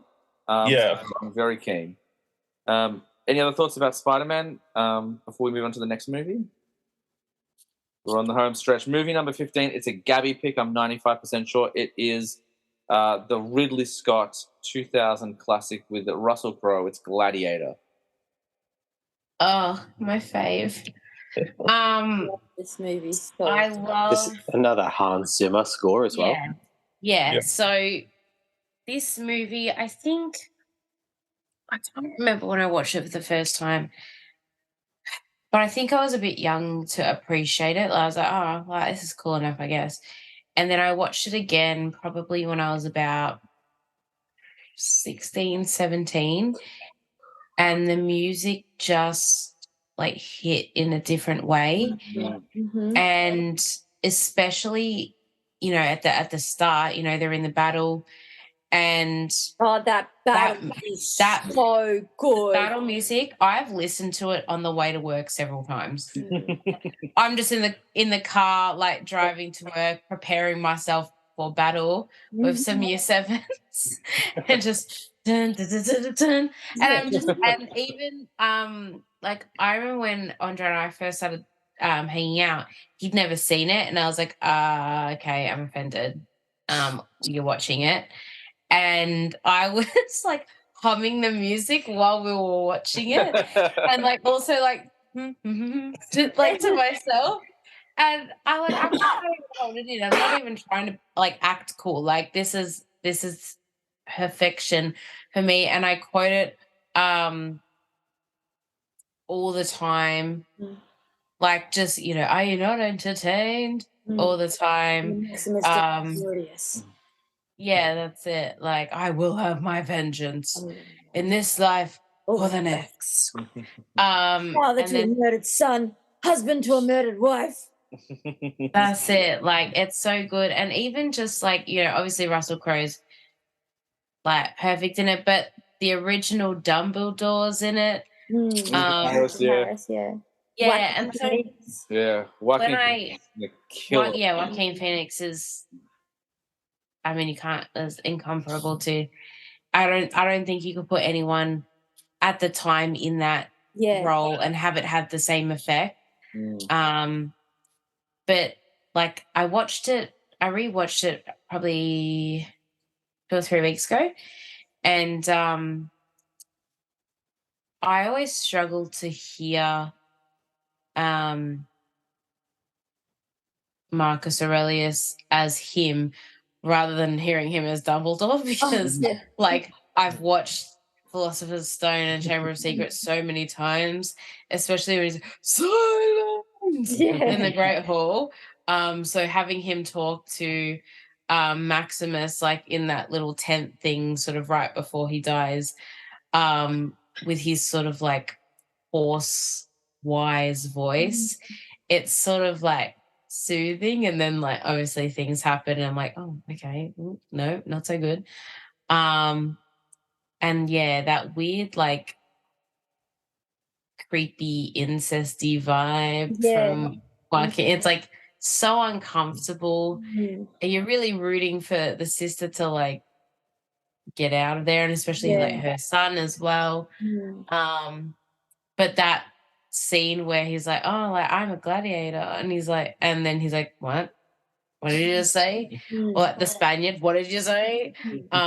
So yeah, fantastic movie. And yeah, I think I mentioned, I'm not sure if I've mentioned it on this podcast or if I've mentioned it on another episode about how I went and saw Hans Zimmer in concert, but the Gladiator was like, I think he played like Driving Miss Daisy first and like one other movie at the concert, and then this was the next one, and the lights were just crazy, and everyone was just in pure awe. Just I couldn't even breathe. I was like shaking at the knees. Like it was amazing seeing it in person, and then watching it again and again and again. It doesn't, like, I don't ever get bored. I think, yeah, it's definitely a movie I think everyone should watch. Again, with these, I've made a code about myself. Like, it's my favorite movie, and then I put that in there, and they're like, "What's Gladiator?" And I'm like, "Okay, well, I can't show it in class because I think it's like MA or something." But I ask see your clips of it in class. So like Yeah, I watched it when I was really little. Like we had the VHS tape of it. It was one of the ones that we kept in our house, and I just watch it again and again and again, and I just loved it. And I would always like quote it to my family. I'd do the whole Maximus Decimus Meridius and stuff like that. But when I'm teaching Year 9 drama, I show a clip of like that. I show that clip, and I talk about how like his use of focus and stuff like that. And it's just gorgeous. One thing I'll mention though is I must think about this at least once a month. The scene where he's cut his arm, cut the tattoo, When he puts the and then dirt the in? guy, I don't know if it's dirt, it's something. He's I like think chewing it's it like or something, right? Something. I and feel he like it's packs like it into the wound. a grain. Yeah, it's like a grain, and he packs it into the wound. And I always just think about that packed into the wound all the time. I'm like, what is that? Yeah, Like, he's like, "Don't touch that. It's don't fine. touch It'll get it. And better." it's just like it's smoothed over, and I'm just like, wow. That was And then all of a sudden there's like maggots, and he's like, "Nah, that means it's good." And I'm like, Yeah.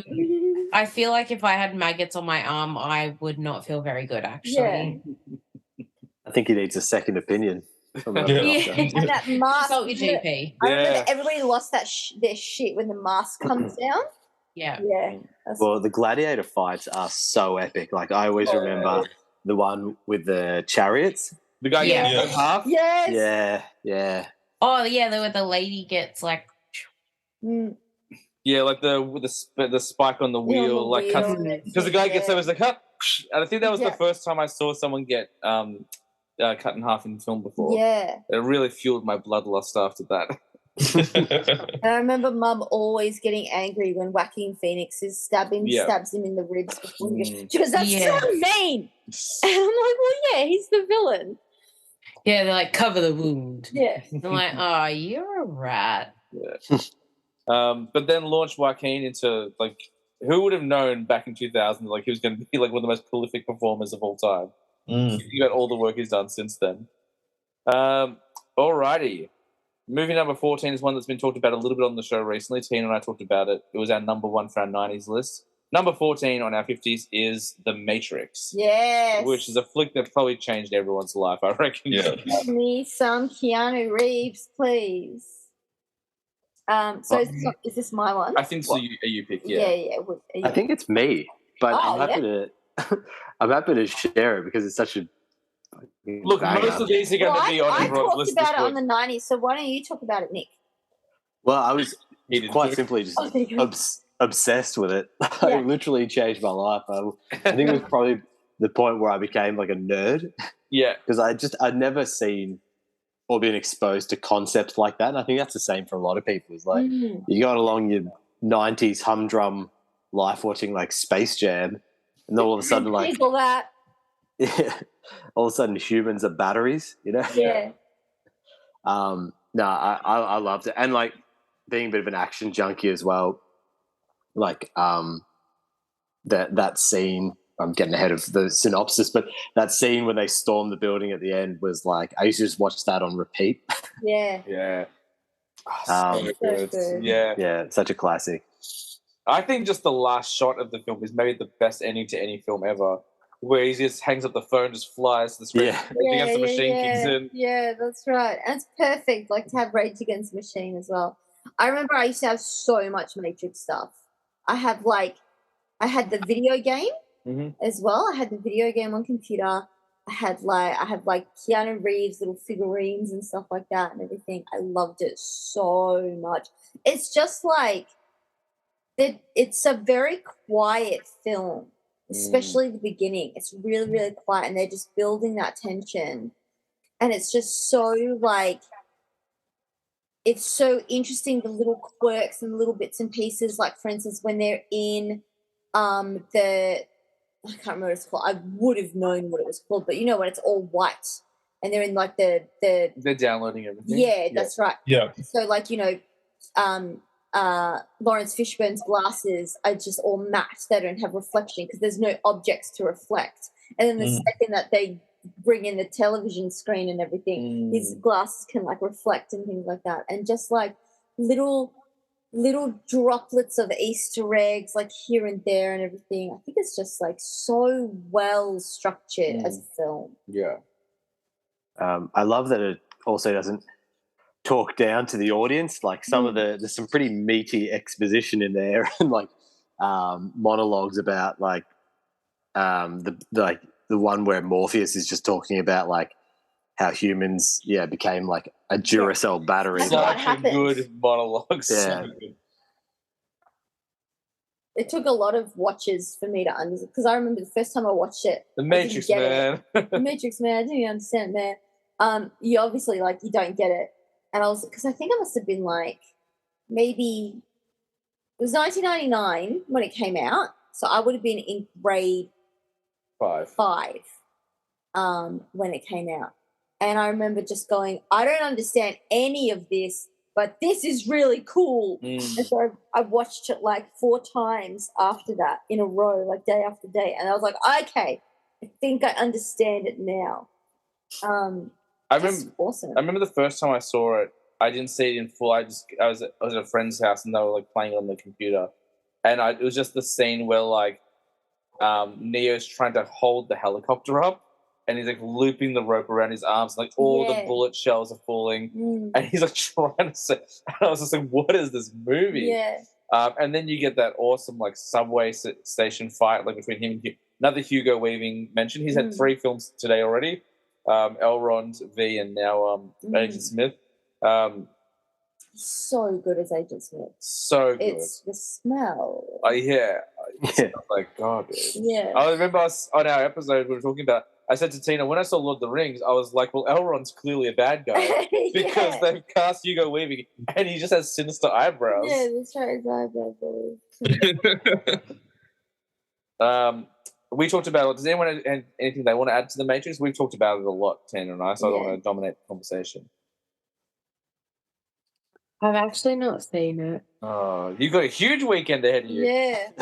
Well, this is the thing. I've actually, the reason why is because everyone's already talked about how like upon first watch it's kind of confusing, and I have a complex of needing to know everything, to understand everything. So if I watch something, I feel like I'd be intimidated by it. Well, I think it's confusing when it first came out. I think it's so in the zeitgeist now. People like people know that it's about the Matrix is the world that we currently live in, and we think that it's real, but it's a fabrication. It's a simulation. It's a simulation, and the actual real world is that we're all plugged into like these pods and these like aliens, like machines. And also, there was nothing like this before The Matrix. Yeah, like we now live in a golden age of cinema where like there's AI, there's movies about AI, there's movies about like controlling humans and farming humans and things. And there's a lot more cerebral content out there now that does push the boundaries. Like, what is reality? We live in a post-Chris Nolan world. If you can understand Interstellar, you'll be fine with The Matrix. And also, this is the thing. I've seen that, and I had to watch like 3 videos afterwards to explain it to me because I kept asking questions. But I'll be like, oh, what about, and then, but hang on a minute, and then what, and not letting any answers come through, but I just had to verbalize that I was confused. But also, we were all children when we saw The Matrix. Yeah. So, like, if you've seen it as an adult, like, you have the upper hand that you've lived a bit of life as well. Yeah.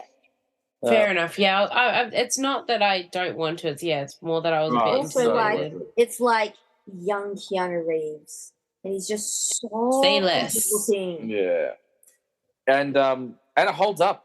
Yeah. Like CGI, very well. up, like the choreo, like it created bullet time, which then everyone ripped off in the 2000s.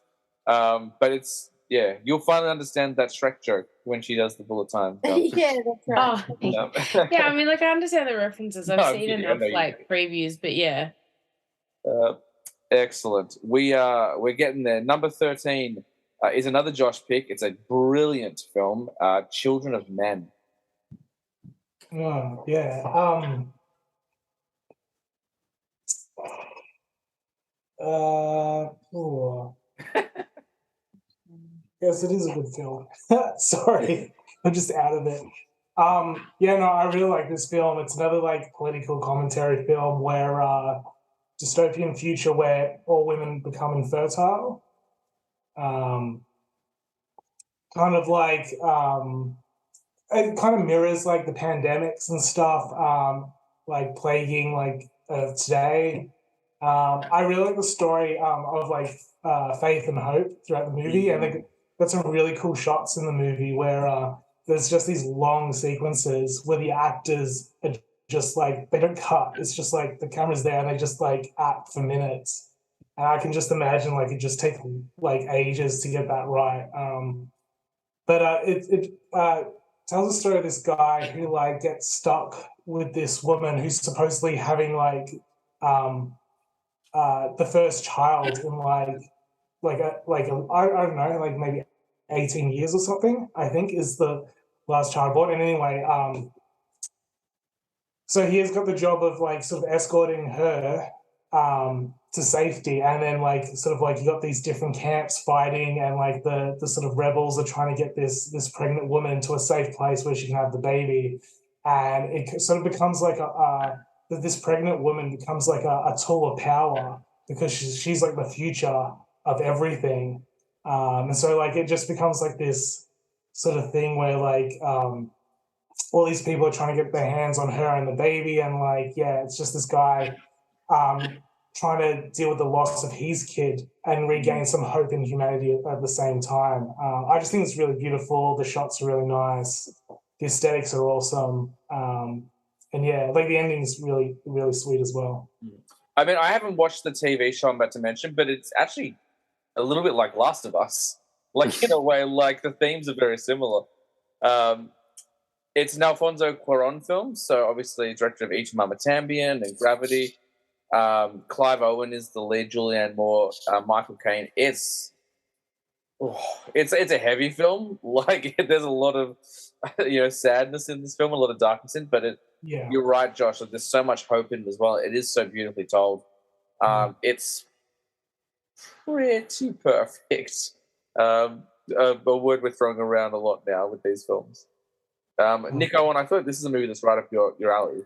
Yeah, it's actually, I mean, cards on the table, have not seen, but it's been one of those ones that's like been recommended to me for years, and it's always it's always a recommendation for me. You're right, James. It is it does sound like it's right up my alley. That kind of dystopian future is something I really geek out on. So I don't know why. It's probably one of those things where I've never had access to it. Otherwise, I probably would have watched it. So, James, if this is one you own, feel free. I don't own this one. But yeah, like it's one I should own. I was the same. I put it off for the longest time. I was like, why haven't I watched this yet? Just put it on. And then I was like, you idiot. Why did you wait so long to watch this space? It slips under the radar a lot, but it's really good. Yeah, absolutely. Gabby and Andre are there. They're just in a very, very dark room now.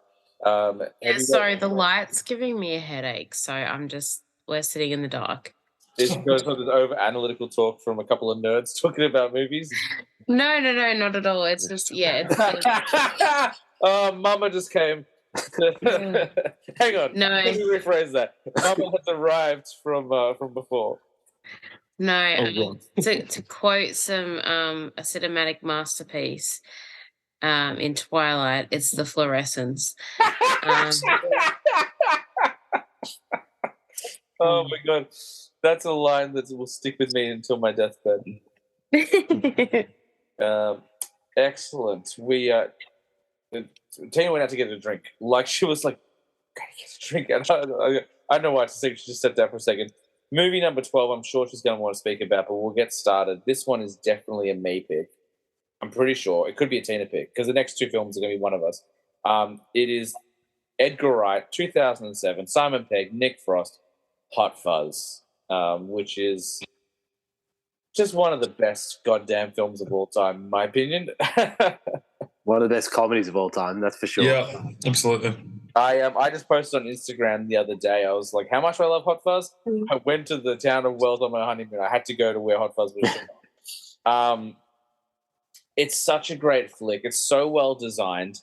It's a satire of American cop films whilst being an American cop film, but still being ultimately very, very British and not an American cop film at all. Yeah. Simon Pegg plays like an unlikely but brilliant hero who does everything by the book. Nick Frost is like a bumbling wannabe cop who only wants to be, a policeman because, a policeman officer, because of all the American cop films. Point Break, right? Which Point Break, Bad Boys 2. You ain't seen Bad Boys 2. Which one do you want to watch? Which one's better? No, which one do you want to watch first? It's just got every great British character actor. Like Timothy Dalton is fantastic in it. We were talking about Bond before. He comes back and he plays Simon Skinner, operator of the local supermarché. I will quote this bad boy till the end. You've got Jim Broadbent as the police, like the head of the police office. The greater good. The greater good. What's her name from the Olivia Colman? Olivia Colman plays Doris, who's the only female police officer in town. And basically, what this movie is Simon Pegg is kicked out of London because he's too high a performer. He's making everyone look bad, so they send him to this country town where there's no crime ever, and he starts to kind of pick up on little things where he thinks there might be some suspicious activity, and everyone's like, no, you're going crazy. Like, there's only ever accidents here, nothing bad happens, and then there's a really sinister undertone. It is just like Shaun of the Dead, so well balanced between comedy and action and that kind of crime drama as well. It's a really good thriller. It's violent as hell. Like that head crushing scene still makes me cringe, and I've seen a lot of violence in film. But it's just, I always describe it as a very mathematical film. Like there's a formula to it. Like everything gets set up in the first act and gets knocked down neatly by the end of the film. Like it's just so precise and well written. It is, like, when I say it's a perfect film, I mean no, not a perfect cinematic experience. Like it is planned to a T. The editing is brilliant. Absolutely. Fantastic.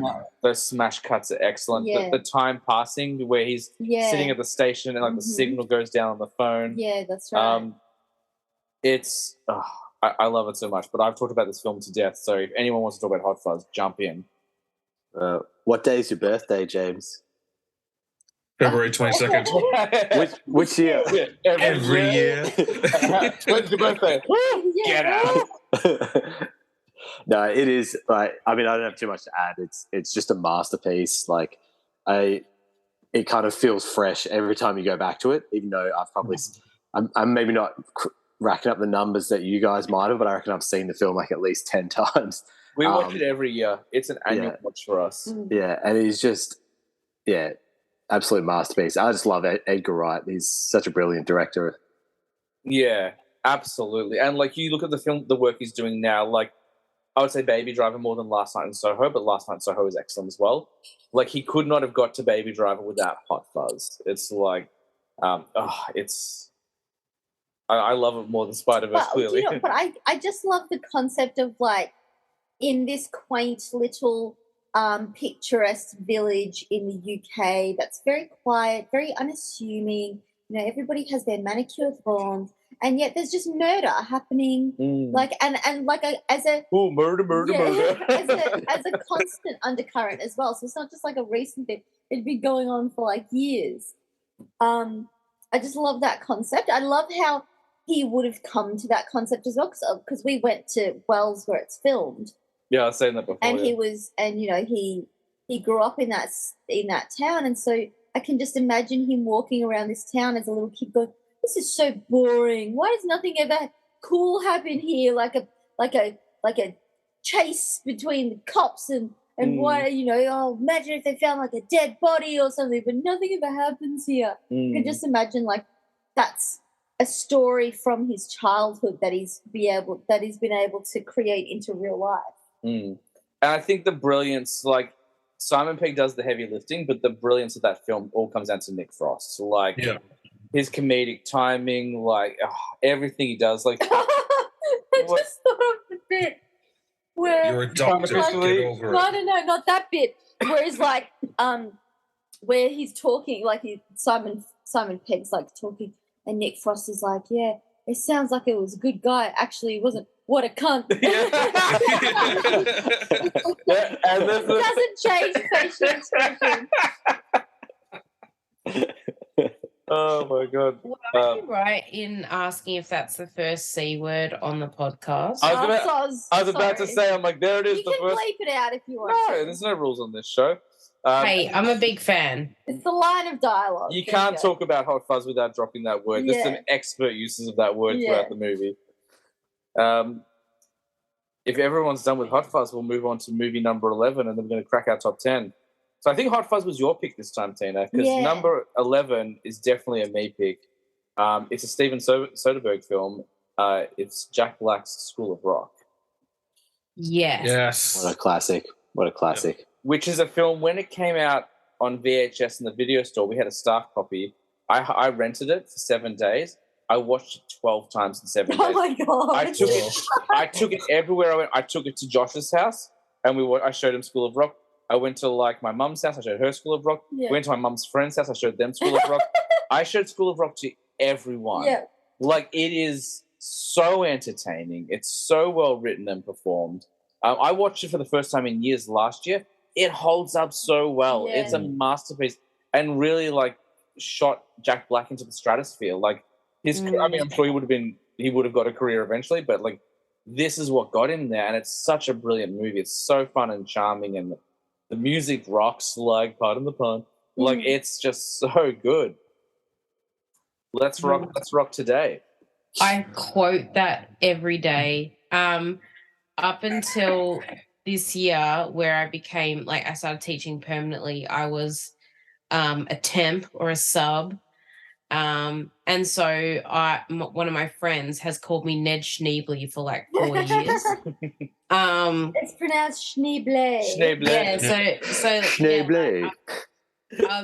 My name's Miss V or Mr. Schneeble. And this year when I went and I started teaching at the school that I'm at the moment, all the year 7s had gone on camp, but there were a few that were left over. So I showed them School of Rock, and none of them had seen it before. But they all really, really enjoyed it. And so I do the handshake with at least 3 or 4 of them. And shoot it, kaboot it. But yeah, it's timeless. I love it. It still makes me laugh, even though I've seen it so many times. It was one of my music teacher's favorites. Every time he couldn't be asked doing anything, he'd be like, "Oh, School of Rock, okay." I was just thinking of when he goes into class for the first time and he can't spell Schneebly. Mr. S. He's the third E, it's like Mr. S. Yeah. And then of course, like, it got turned into a theater show as well. Musical. And that soundtrack is on my phone. We saw it and it was just fantastic. It was just awesome. It's so fun, and like when it came out, I was like, oh, this must be like more of a kids film, but it's so well done. Like, it works on every level. It doesn't matter how old you are. You don't have to like rock and roll music. Like, if you like laughing, you're in for a good time. It's just so well done. Like, Joan Cusack as Principal Mullins, is so well cast. And like when she does the Stevie Nicks dance, Stevie. To the point where they've made a Disney Channel. Yeah, well, I was leaving that out. Yeah.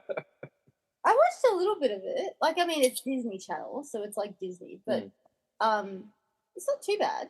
The problem is that, and the only problem I have with the musical as well is that you're trying to cast someone to play a role that was written specifically for Jack Black. Yeah, that's right. Oh, really? Yeah, the writer was like his roommate or like lived down the hall from him, and is like, I feel like Jack Black would be great as the worst teacher possible. Is like, as if he was pretending to be a teacher to try and pay his rent, and he was actually a rock star or something. So it was written specifically for Jack Black, and that's the problem I have with these like other versions. Like, it was written for the guy. Like, you're never going to be able to capture that magic.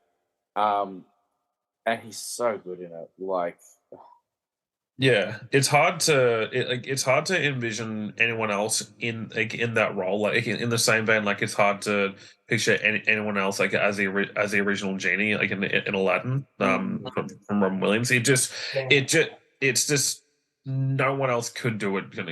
Could do it better. Like, and it's the same as Jack Black. Like, if you have some other random actor in there, it just wouldn't fit. The energy that Jack Black brings is just his own. Right. Yeah. It's the energy. So good.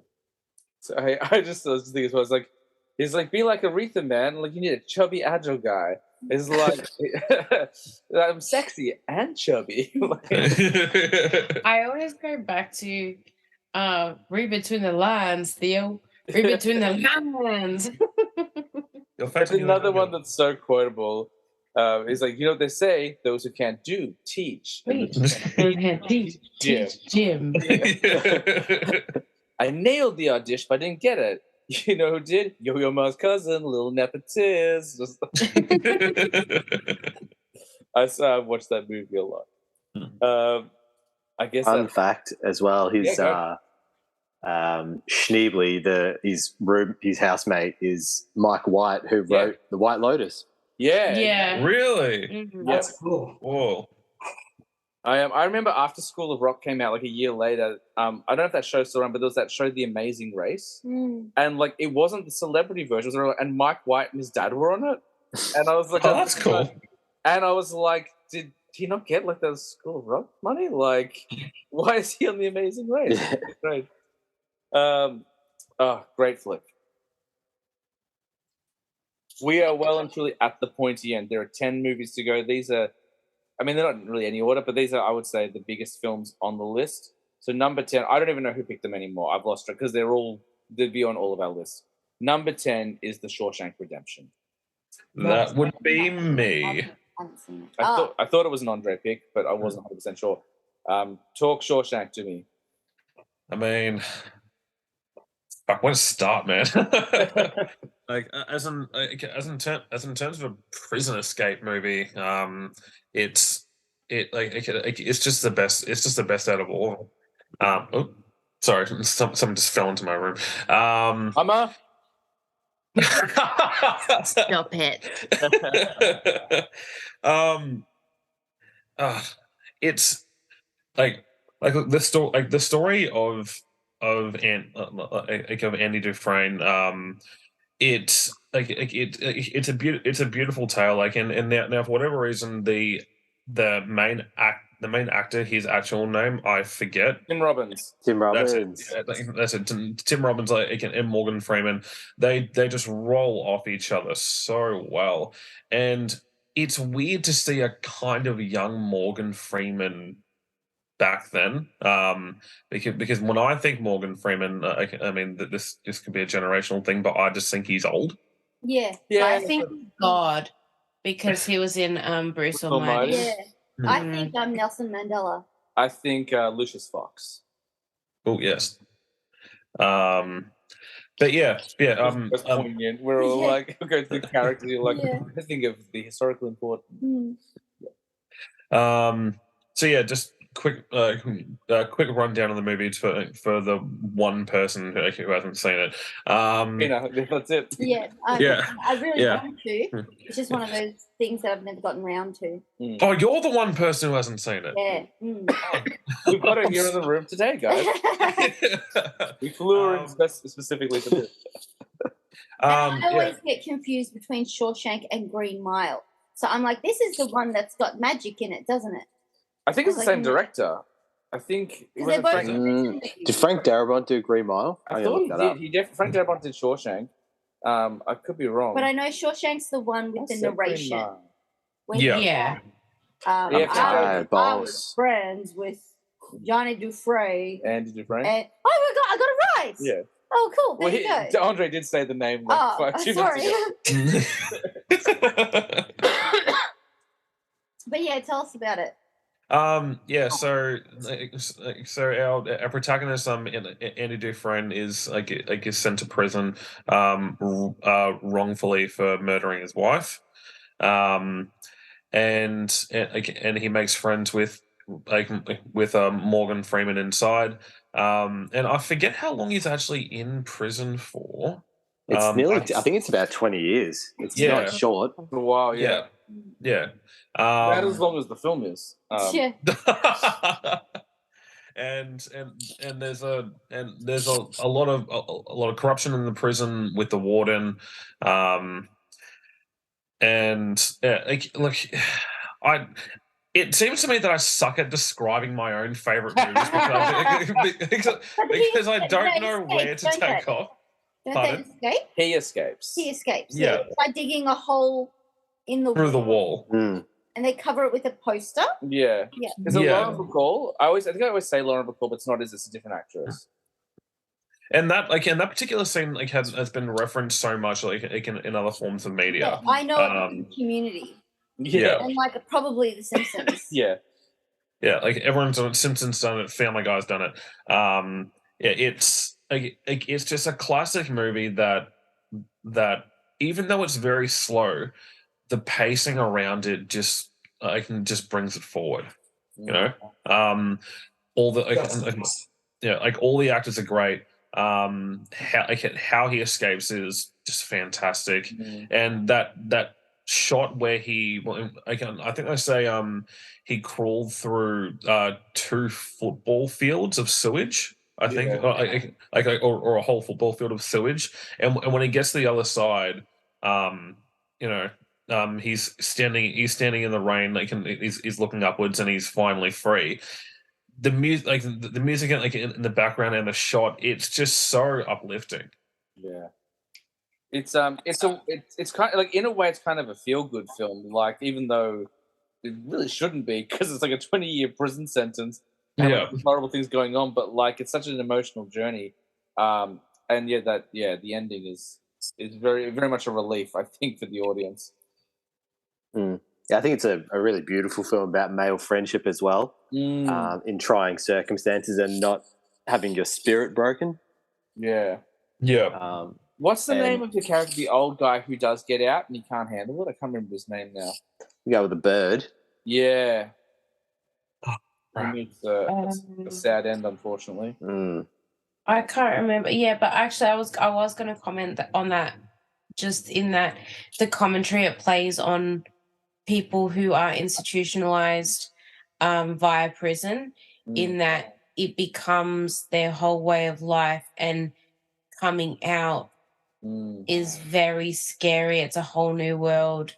Things are completely different, and the opportunities that they've sold this thing of okay, you've done your sentence, you've done your time, now make something of yourself with your opportunity. But it's not just something that's given to them or handed to them. They really have to try and work at it. And, they've already spent the last however long doing that in prison. So it's all they really know. And yeah, that is just very sad, obviously, what happens with him. Yeah. But wonderful movie. Definitely worth your time. Definitely worth all 40 years of film that they use. That brings us to number 9. Now, this I'm certain is a Nick Owen pick, but it would have been a Tina pick. It would have been a me pick. It probably would have been a Josh pick as well. It is the Irvin Kershner film, The Empire Strikes Back. What can I say about Empire Strikes Back? To be honest, this film is just an avatar for Star Wars in general. Yeah. Because I just going back to the actual theme of what we're trying to do is it would be a travesty for someone to go through their life and not have experienced Star Wars. And I just think this is just absolutely peak. So obviously it's the 5th film in the franchise, but the second one that was released. James, you'll know this. Was it 82? 83? I think it's 81. 81, there you go. I'll look it up for you and see if I'm right. Well, the first episode, episode 4 came out in 1977. Empire Strikes Back is 80. So, yeah. 80, yeah. But it is just storytelling perfection. I think it's obviously building on the lore and mythology that started in the first one. And you can kind of tell that there's a bigger budget. Like the sort of what they're able to do with like the lightsabers is improved. Yeah. The sort of lightsaber fight in the first one between the crusty old dudes is like a bit slow and cumbersome, whereas it's pretty cool. And then obviously the introduction of characters like what's the Cloud City dude's name? Lando? Lando. Think of his name. Calrissian. Lando Calrissian, yeah. Just so sick. Just hitting on Leia like constantly. Yeah. Yeah, just such a sick film. And I think I spoke about Star Wars in probably a million pods with James previously, but like I have a massive soft spot for this film because it used to be one of the when I was a kid and I'd go like visit my auntie's house. She would have out of sequence. This was the only Star Wars film she had, but she had this on VHS, so I always used to pop it on. So it's just a massive favorite of mine since childhood. I as a parent now, I can relate to Yoda because at a certain point, this childlike character won't stop asking questions. He just chooses to die. I get that. Yeah, absolutely. I think I love this one because of the whole Yoda arc. So I was introduced to Star Wars when I was in maybe like year 7 because my mum does not like Star Wars. She's a Trekkie. She likes Star Trek and she's very much against Star Wars because when she was growing up in the 70s, everybody loved Mark Hamill and she was like, he's gross. He's not a good-looking man. And I was like, no one in the 70s is a good-looking man. So that is so true. Yeah. And so I went over to my friend's house and she put on episode 4. New Hope. And I was like, this is amazing. What is this? And then, I don't know, I must have borrowed Empire Strikes Back from her. And I was like, oh, this one's even better. Yeah. And like the whole, like, I fell in love with Yoda. Yeah. I think we all fell in love with Yoda. Yeah. And it's just so well put together. And then the reveal of being his father and all that sort of stuff like that.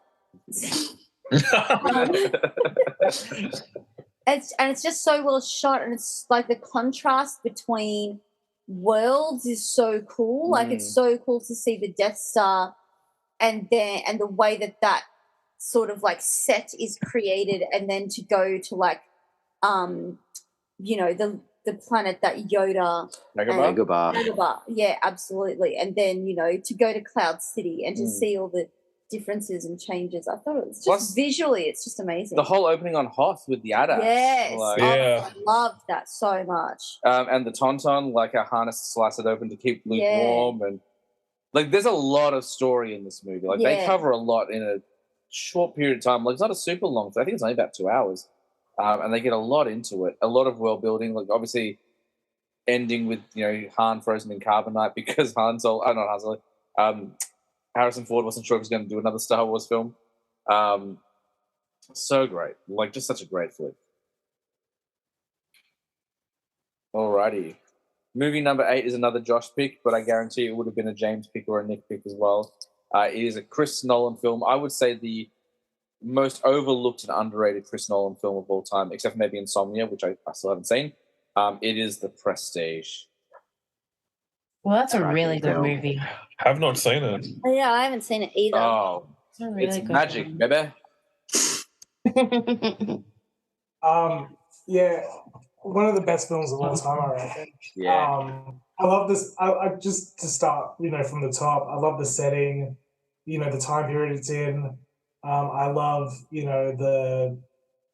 I like the premise of the magic. I like sort of the magic theme in general, but it's a story about rival magicians and them trying to like outdo each other and gain fame and glory.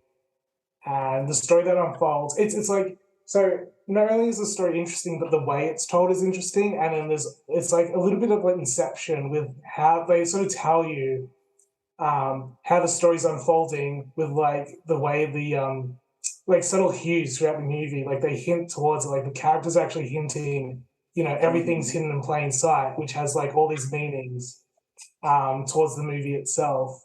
how the narration's actually going as well. It sort of unfolds like that. You know, I mean, like, what I love about this movie as well is there's no actual protagonist. Yes. There's like, it's all a gray area, and you sort of think like, what's his name? I forgot the characters' names. You got Hugh Jackman. I can't remember the character. Hugh Jackman's character, and Christian Bale. Hugh Jackman's character is the protagonist, but as it slowly moves over the time, Christian Bale is sort of the protagonist, but then it's sort of a grey area because they're trying to outdo each other. It does that thing where you think you've been introduced to the hero, and then something happens, and you're like, "Oh, they're not the hero." But then it does it again. You're like, "Oh, no one's the hero." Like, without giving away the twist, there's such subtle performance choices by Christian Bale, where when you finally get to the twist, and I won't spoil it because for those of you who haven't seen it, like, you're like, "Oh," and then when you watch it the second time, you can start picking up on those little clues. Sorry, I didn't mean to speak over you there, Josh. Yeah, no, I just think it's great. I like the fact that there's no clear protagonist. I like how the story's told. I like the twists. I just like it. Like I said, everything about it is like, for lack of a better word, magical. Yeah, like that's such the right choice of words. Yeah. And it's quite brutal, you know, like, and not brutal in the way that like Last Samurai or some of the other films we talked about is, but just like, because it does go into kind of fantastical areas. It does kind of go into like those elements of fantasy, but a lot of it's based on magic from that period. And like, to make a bird disappear, for example, like that's kind of what they did. Like, killed the bird. Yeah. Makes sense. Supporting cast is Michael Caine, who's just a staple of Nolan films at this point, and Scarlett Johansson. But it's David Bowie. Sorry, David Bowie. Is David Bowie in this one, or is he in The Illusionist? No, he's in this one. Oh, is he? Yeah. Isn't he Nikola Tesla? Oh, you're right. Because The Illusionist came out the same year. It was very similar. But that was an Ed Norton film. But The Prestige is gorgeous. I think the way the movie's made is just as interesting as the movie itself. Just the way it's done. Yeah. And no one ever talks about it. Like, everyone talks about the Dark Knight trilogy, and we will probably touch on that at some point soon.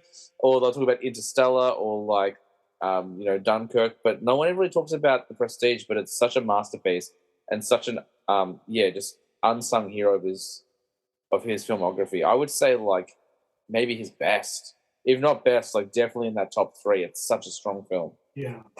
Yeah, I feel like that's him kind of hitting his peak, like that period. He's like kind of like done his apprenticeship, and it's like his first masterpiece. Yeah, because you get Prestige, then you get Dark Knight, and then we take like a couple other films, and then Interstellar. Like Inception is kind of like, I like Inception, but Inception is almost like rehearsal for Interstellar. Like, excellent. Movie number 7. This is a Tina pick, but it would have been a me pick as well. It's Kill Bill Volume 1. Yes. How can you not love Kill Bill Volume 1? Such a great film. I'm assuming everybody's seen it. Gabby and Andre just watched it a couple of weeks ago. Nice. Yeah. Excellent. Yeah, we watched it not last week, the week before, because we hadn't watched it before then. And so I knew it was like a cult favorite, but I was like, oh, like I don't really get it. And then so we watched it. But yeah, fantastic movie. It was my first experience with Tarantino. Mine too. I remember I watched it illegally. I was like in year 10. Well, I was in year 10, and I borrowed it as a burnt DVD. Oh, double illegal. Yeah, double illegal. Ripped off the internet. A student had it. I was like, oh, can I watch that? And I watched it. I was like, this is amazing. And I remember I asked my brother for it for my birthday. And he's like, I'm not getting you that. It's R18. I'll get you the second one. It's MA15. I'll get you the sequel. Yeah, I'll get you part 2 to a story. That's right. Yeah. And just so cool. Like, I mean, the soundtrack is awesome. Yes. The entire sake restaurant scene. Yeah. Oh, that was so cool. Charlie Brown. Brilliant. Charlie Brown. Yeah. Black and white.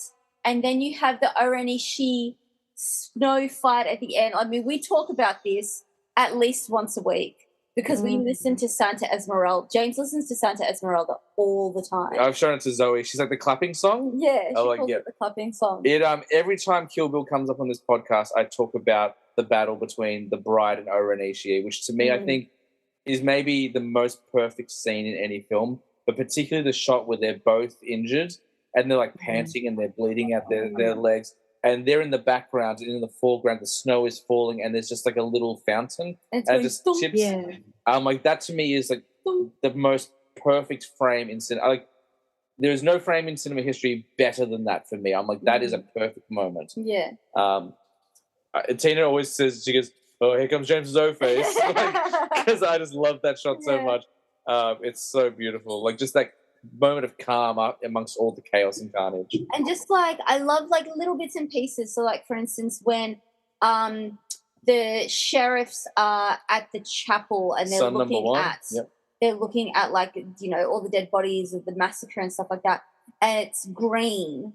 And then, like, he lifts up his sunglasses, and then everything goes into like Technicolor sort of thing. And it's because of his glasses, and like that whole like scene in what's her name's house, Viper's house? Yeah, Vanita Green. Yeah, Vanita Green's house, and it's like, you know, the cereal box gets the knife through it and all that sort of stuff, and it's just like we have ourselves a knife fight. All of the kung fu and fighting, just like Matrix. All the kung fu fighting?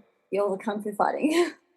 Just like in the Matrix, it's so clean. Yeah. It's just so clean. It's just so brilliantly executed. Go Yubari? Yeah, Pussy Wagon. Yeah. You know, the pussy died. the pussy died. That's funny too. Just like the way that the chapters all work, the whole bit of like anime, that's so heartbreaking. Yes. It's so heartbreaking. And she's like, and then she holds it in. Yes. And it's just like, it's just a beautiful piece of cinema that's so avant-garde that it shouldn't work, and yet it does. And the two things. First of all, it's the first film he made after Jackie Brown. He waited 6 years and then released this. And the jumping quality, I love Jackie Brown, but the jumping quality from his first 3 films to Kill Bill is insane. It's like he just sat down and studied for 6 years. It was like, I'm going to bring you this Technicolor, like, I was going to say nightmare, but not even nightmare, just this crazy dream of like kung fu and exploitation. Also, like we've been talking about how wonderful and beautiful the film is. It is dark. Yeah. Like, in amongst that is, like... the loss of her baby. Well, the loss of her baby. Loses her baby. The abuse she suffers. The abuse she suffers in the hospital. And, like, you're talking about Oranishi's origin. Like, there's literally, like, the bride's narrating, and, like, the one silver lining in her whole sad origin is the guy who she's going to try and kill happens to be a pedophile, so she has easy access to him. Exactly. It's like, this is a dark movie. It's so dark. But it's so well delivered and entertaining and bright that, like, I don't know whether you just shelve it or you're like, okay, well, I can get through this, because the way it's delivered is, you know, like, it's the perfect revenge film. Yeah. Like, it's not like some of those really nasty revenge films that go over the top. It's like, no, there's some horrible stuff, but don't worry, she gets her revenge. It's my favorite Quentin Tarantino film. It's perfect for me. We talked a lot of Kill Bill. Sorry, did anyone else want to say anything about Kill Bill? No, it is a masterpiece. I love it. It's I can never really pick out of the two which one I prefer. Probably just depends on which day it is, you know. Well, sure, you get all the Pai Mei stuff, which is another chef's kiss. It's really good style. Just so much style. It's just glaring. Yeah. But like the thing I always just think about is just like the color of the film as well. Like it just pops so much, and I think that's part of the reason it's so iconic as well. Is like her the sort of yellow that kind of leather suit kind of thing, and it just, I don't know, it's like branded, you know, it's branded. And so then when it goes to black and white and then goes back to color again, it's like your senses are shocked. Yeah. What about Gabby, Andre? What did like? Because you guys have just seen it recently For the first time. first time. Like, what's your experience been? I remember, like, I saw snippets of the film when I was growing up. I can't remember exactly when, but yeah, I decided not to get into it because to me, like, it just seemed like another action film. But when Gabby and I watched it me watching it officially for the first time 2 weeks ago, I was like, holy shit, this is a fantastic film. Hmm. You know, the choreography is great. The writing is perfect, and I finally realized the reference for "Wiggle Your Big Toe." Yeah. Let's get into the piggies wiggling. Yeah. Yeah. There was a lot of like the music that they used that I had heard before and it's been referenced so many times, but I didn't know where it came from. And so a lot of that, like when they're all sort of walking the Orenishi and like her like entourage are walking, like that music. Yeah, that was really cool. And I love a revenge story, so I was really like well behind her, no matter how like psychotic it got or violent it got. I was like, yeah, you know what, they deserve it. Like they like get them.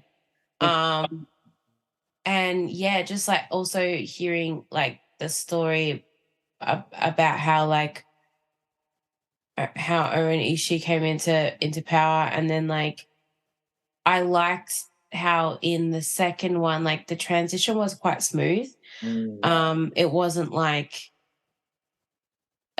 completely separate movie. Like it just felt like a flow on of the story. Yeah.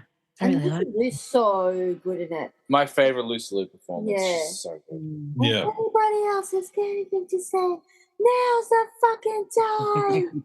And she just drops his head. One of my favorite scenes as well, and we will move on. We're getting down to the nitty gritty now, but the whole Hattori Hanzo scene. Yeah. Like in the sake bar. You said baseball like we said. No, you said arigato. Like arigato. Yeah, yeah. He goes, Oh, he says, funny. Yeah. You like samurai swords, I like baseball. And then she cuts it in half. And then like his little buddy who's like, I'm not bald. I shaved my head, okay? You understand me? It's so good. Alrighty, movie number 6. This is a me pick. I had to put an MCU film in, and there felt no better place to start than Iron Man. The Jon Favreau movie that kicked off the entire cinematic universe. Robert Downey Jr. is on a comeback after Kiss Kiss Bang Bang. Such a good movie. I know, like Kiss Kiss Bang Bang could have been on this list as well. Iron Man was a character that no one had heard of unless they'd read comics. I wasn't a comic book guy at this point, so I hadn't heard of Iron Man. Most of the film is improv in terms of dialogue. It was being written constantly on set. Really? Really well. Yeah. Is this the one with the little kids? No. Which Iron Man are we talking First about? one. Iron Man. First one. Iron Man. Okay, sorry. It has that brilliant cold open where with the AC/DC kicks in, and then he's just like riding in the Jeep and whatever, and then he gets blown away, and then like it's just such a fantastic origin story, but it also became like the blueprint for how modern superhero films should be told. Like, it's grounded. Like, even though it's about a guy who flies around in a suit, like it's not that out there and wild. Like, it's like if you watch that movie, you're not like, oh well, he'll fight Thanos. Like, it's very like set in the real world. It's insanely charming and funny. Jeff Bridges is great as the villain, and like I didn't see it coming when I watched it for the first time. I was like, oh, it's his mate. You know, obviously the 10 rings of the villain in this movie, but then that twist is so good. It's pretty flawless. I mean, there are a couple of films from that franchise you could choose, but that Iron Man film is just wonderful. And I just think it's a like a I don't know, like the perfect match of like an actor for a character. Yeah, because I just think without that movie and without the right casting choice, you could make an argument to say that the MCU just doesn't really lift off. Agreed. Yeah. I had said to James that, like, knowing he's a huge MCU / superhero fan, that I'd not seen all of the, like, MCU movies. I'd seen a few here and there, Iron Man being one of them, and like the first one. And I would go back and watch that one because I actually did enjoy it. It was like a superhero movie without being the classic trope of, like, there's a hero and there's a damsel that needs to be saved, and that's really how that goes. And this was a completely different type of story, so I didn't mind watching this one. And also, like Robert Downey Jr. plays the character so well. And I guess, yeah, like, a lot of people just say that he's playing himself, and that may be the case, but, like, it works, so I'm not mad at it. But it did sort of inspire me to then start getting into the others, and now I've seen most of them. I think the only one I haven't seen recently is, like, the most recent Ant-Man. Underrated. It's good. I haven't seen the new Guardians yet, but I'll be seeing it soon. Oh, that I don't. I just really like the character arc of, like, there's this guy who is really high up, really full of himself, really, like, thinks he's amazing, thinks he's great, and then has to, like, work in a cave for months to try and, like, figure out his Tony escape. Stark built this in a cave with scraps. Yeah. That's such a good line. Yeah.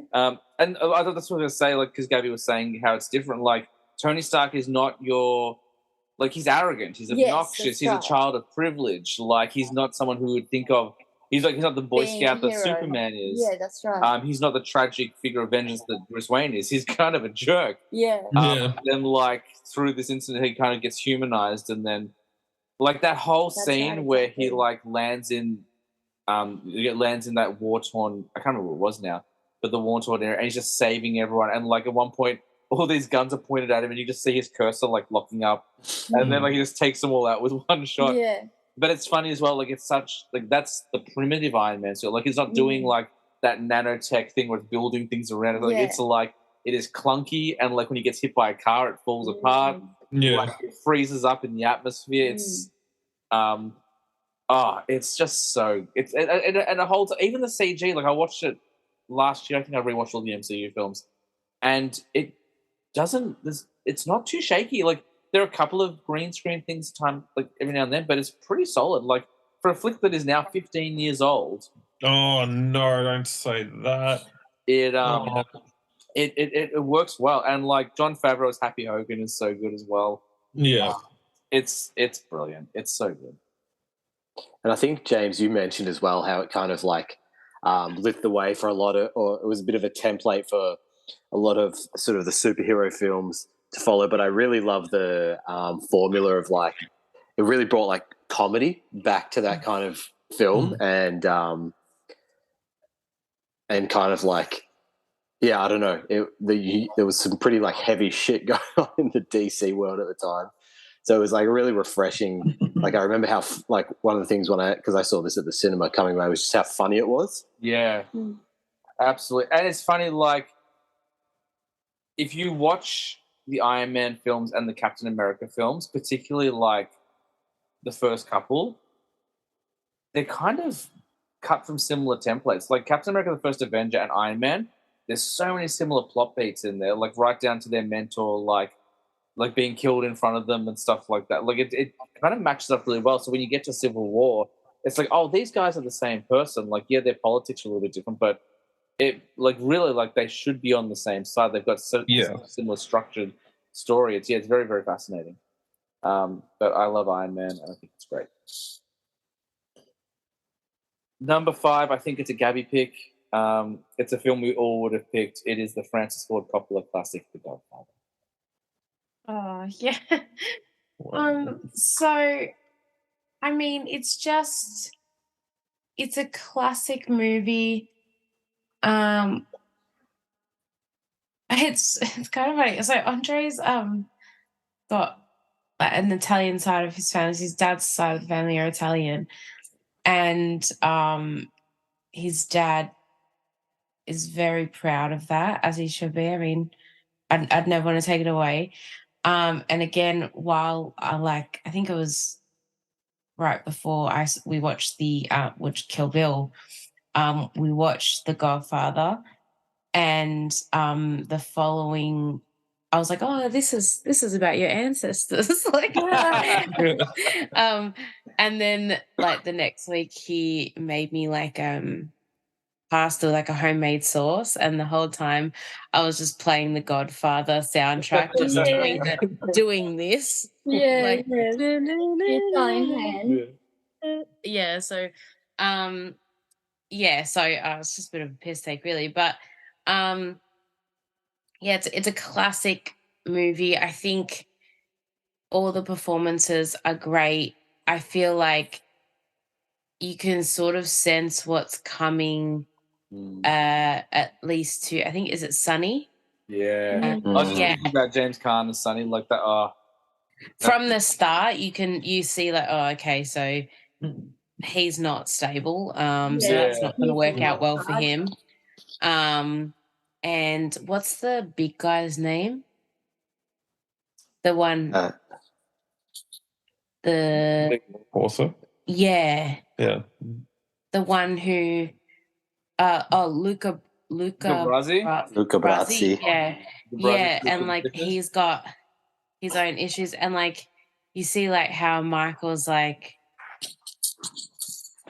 really not like, oh yeah, like these are my family, but like, it's not really my thing, and then all of a sudden thrust into it, and then he's like, oh, like, okay, I've got to go now after like everything goes down, got to go to Italy now. And like he's there for like 5 whole seconds, forgets about his girlfriend. He's like, oh, Apollonia, hello. Hey, sweet cheeks, like you are a hot piece of ass. And then he's married. I think that I do get a bit sad for the sister. I can't remember her name, because we start with her getting married and it's a big happy thing and she's all excited, and then Marlon Brando is like, yeah, like he's like in the family, but he's not in the business. And even though and the husband like knows who they are and knows how they're connected, but still like abuses his wife afterwards, which I was like so sad. And then at the end he's excommunicado, as they say. So yeah, but I really enjoy that movie. I think the horse scene as well, like, Yep. that is Too. so rough. Yeah. R.I.P. Yeah, like that's kind of like rough viewing, but again, like I really like all these sorts of like gangster movies. So I think they're really interesting because, like I think I've said when we're talking about Goodfellas, like it's just not something that I can really relate to or have like a personal connection with, because it's like I've never seen anything like that in my life, or I can't see anything that we have here in Australia that's like similar. So I think to see it on film, obviously in like a cinematic way, it is quite interesting to watch play out. I think it's because that stuff is so foreign to us. If we find it really interesting, and we really like the way, understanding how the dynamics work and understanding how the families work and all that sort of stuff like that. Yeah.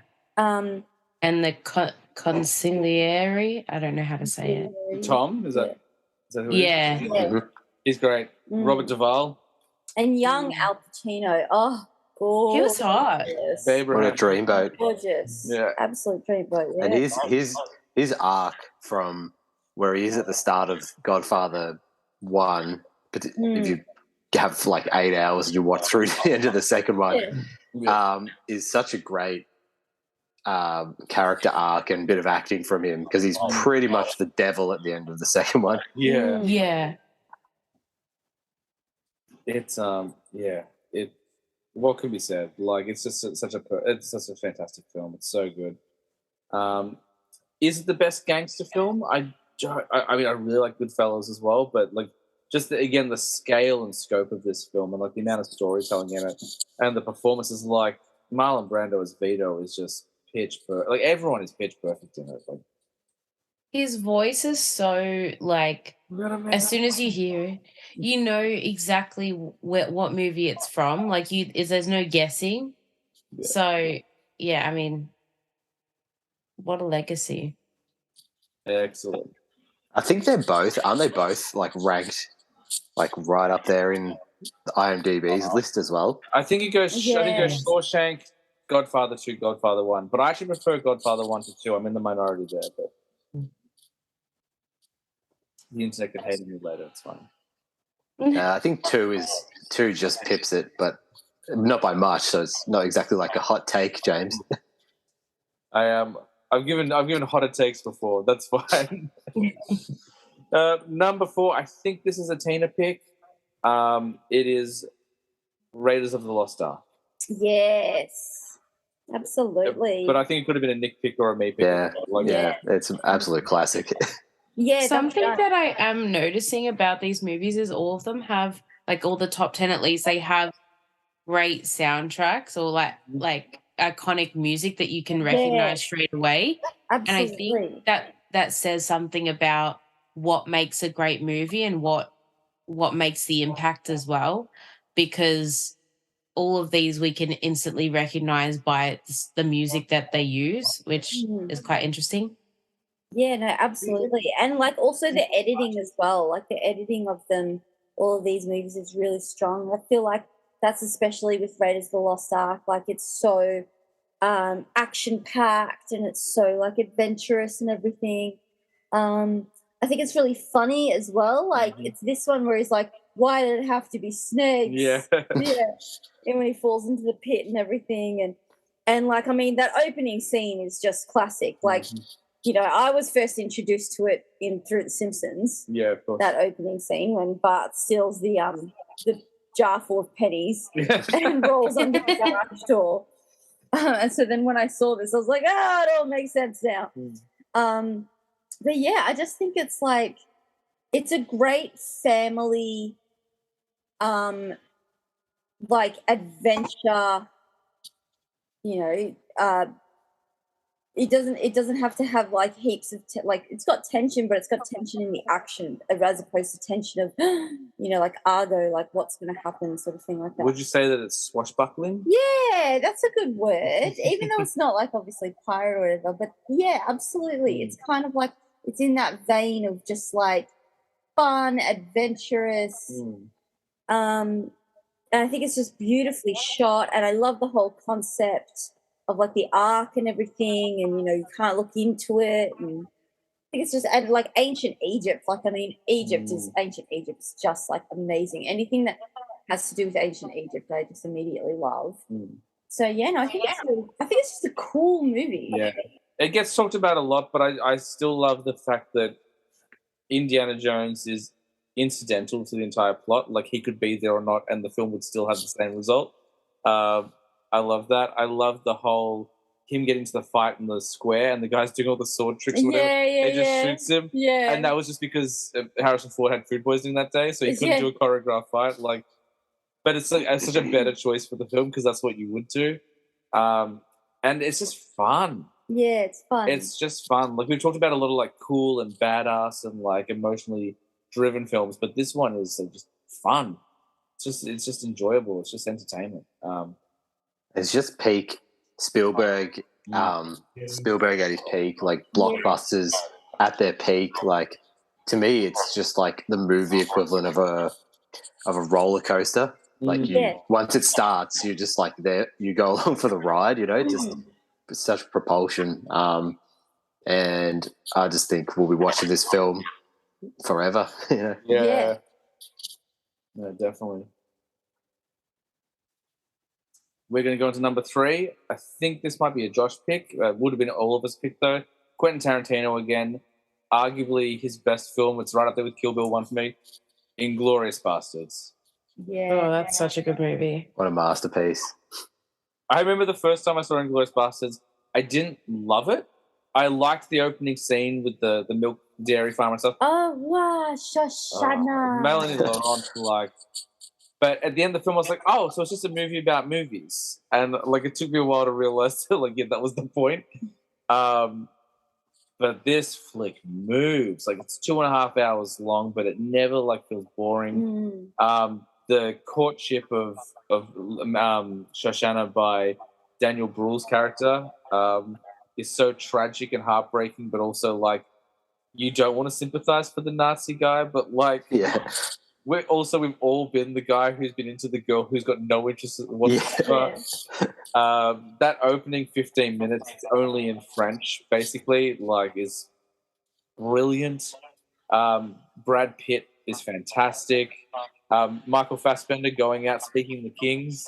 I can't even, James. That could be the greatest, up there with Interstellar, the docking scene. It could be one of the greatest moments in movie history. I watched it earlier this year, and I literally sent you the video as soon as it came up. Christoph Waltz, maybe one of the best villains of all time. Yeah. He's so nonchalant about it. Like in that opening scene, he's so calm that it's almost like it's terrifying. The curse of this film is that I don't think since this film Christoph Waltz has been given a role suitable to him. Like every time, even like I like him in Django, but it's not Hans Landa. Like he just hasn't been given a role that is suited to him. Like I just feel like we haven't seen that same level before. It's not his fault, just the roles he's been getting. But I mean, to be fair, like what a debut for his American audience. Like, Josh, what do you think? I know you guys have said it, so I think, James, you mentioned the that shot that you love from Kill Bill. I think, like, I would say that the scene in the basement bar definitely rivals that as his greatest ever work. Like, it's just, that is a masterpiece. It's like 15 minutes of just excruciating tension. Say, if we descend to your Nazi balls. What does Brad Pitt say in that weird accent? Buongiorno. Buongiorno. Grazie. Again? Grazie.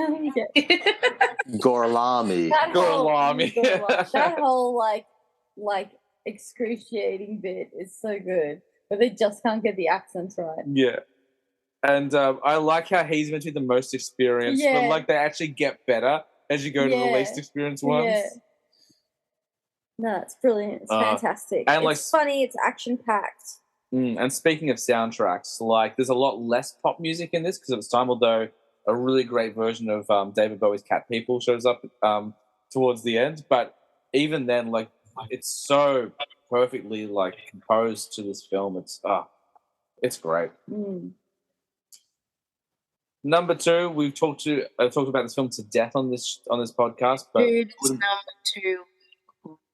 Yeah, Nick appreciate that one. It's a film we couldn't go on this list without putting this film on.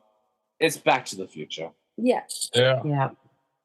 Josh, Back to the Future, tell me about it. Which one? Number 1, part 1. I didn't pick this one. No, I know, but we just didn't get to hear much from you in the last one, so I wanted to. But I know you've seen Back to the Future. Yeah, I like Back to the Future. I don't know. My brain's pretty foggy at the moment. Kid goes, kid meets scientist. I mean, the whole picture of it's pretty weird, isn't it? Yeah. I love that John Mulaney thing. So he's best friends with a disgraced nuclear physicist. Yeah, but it just starts. There's no introduction on like how he knows the doctor. He's just like friends with the doctor. Yeah. And we're gonna go back in time. And then I just think it's the time travel movie with everything that's happened. And then there's Biff, which is classic. Yeah. I always get confused. Is this the one where he leaves his girlfriend? This is when he goes back to the 1950s to make sure his parents still get together, and he has to come back in time to save Doc Brown from being killed by terrorists. Yeah. Yeah. Now, I'm controversially, my favourite one is number 2, and everybody's favourite one is number 1. I don't think it's controversial. And nobody's favourite one is number 3. No, I think a lot of people like number 2. Just in this Favorite one is number 3. Oh, sorry. For me, it goes 1, 3, 2. So I'm a huge fan of number 3. I think number 3 is great. See, me, it goes 2, 1, 3. Yeah. But Marty McFly, Michael J. Fox, like, we're talking about Robert Downey Jr. being perfectly cast as Iron Man. There is no one else as Marty McFly for me. No, that's right. But didn't they cast someone else and film? I don't know how much they filmed, but they the whole thing.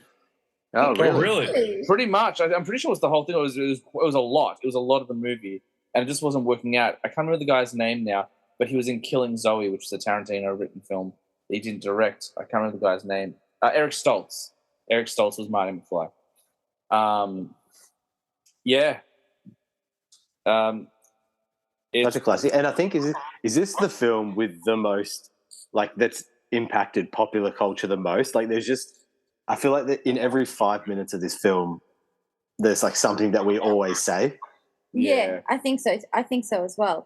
We say Marty. Like, Marty.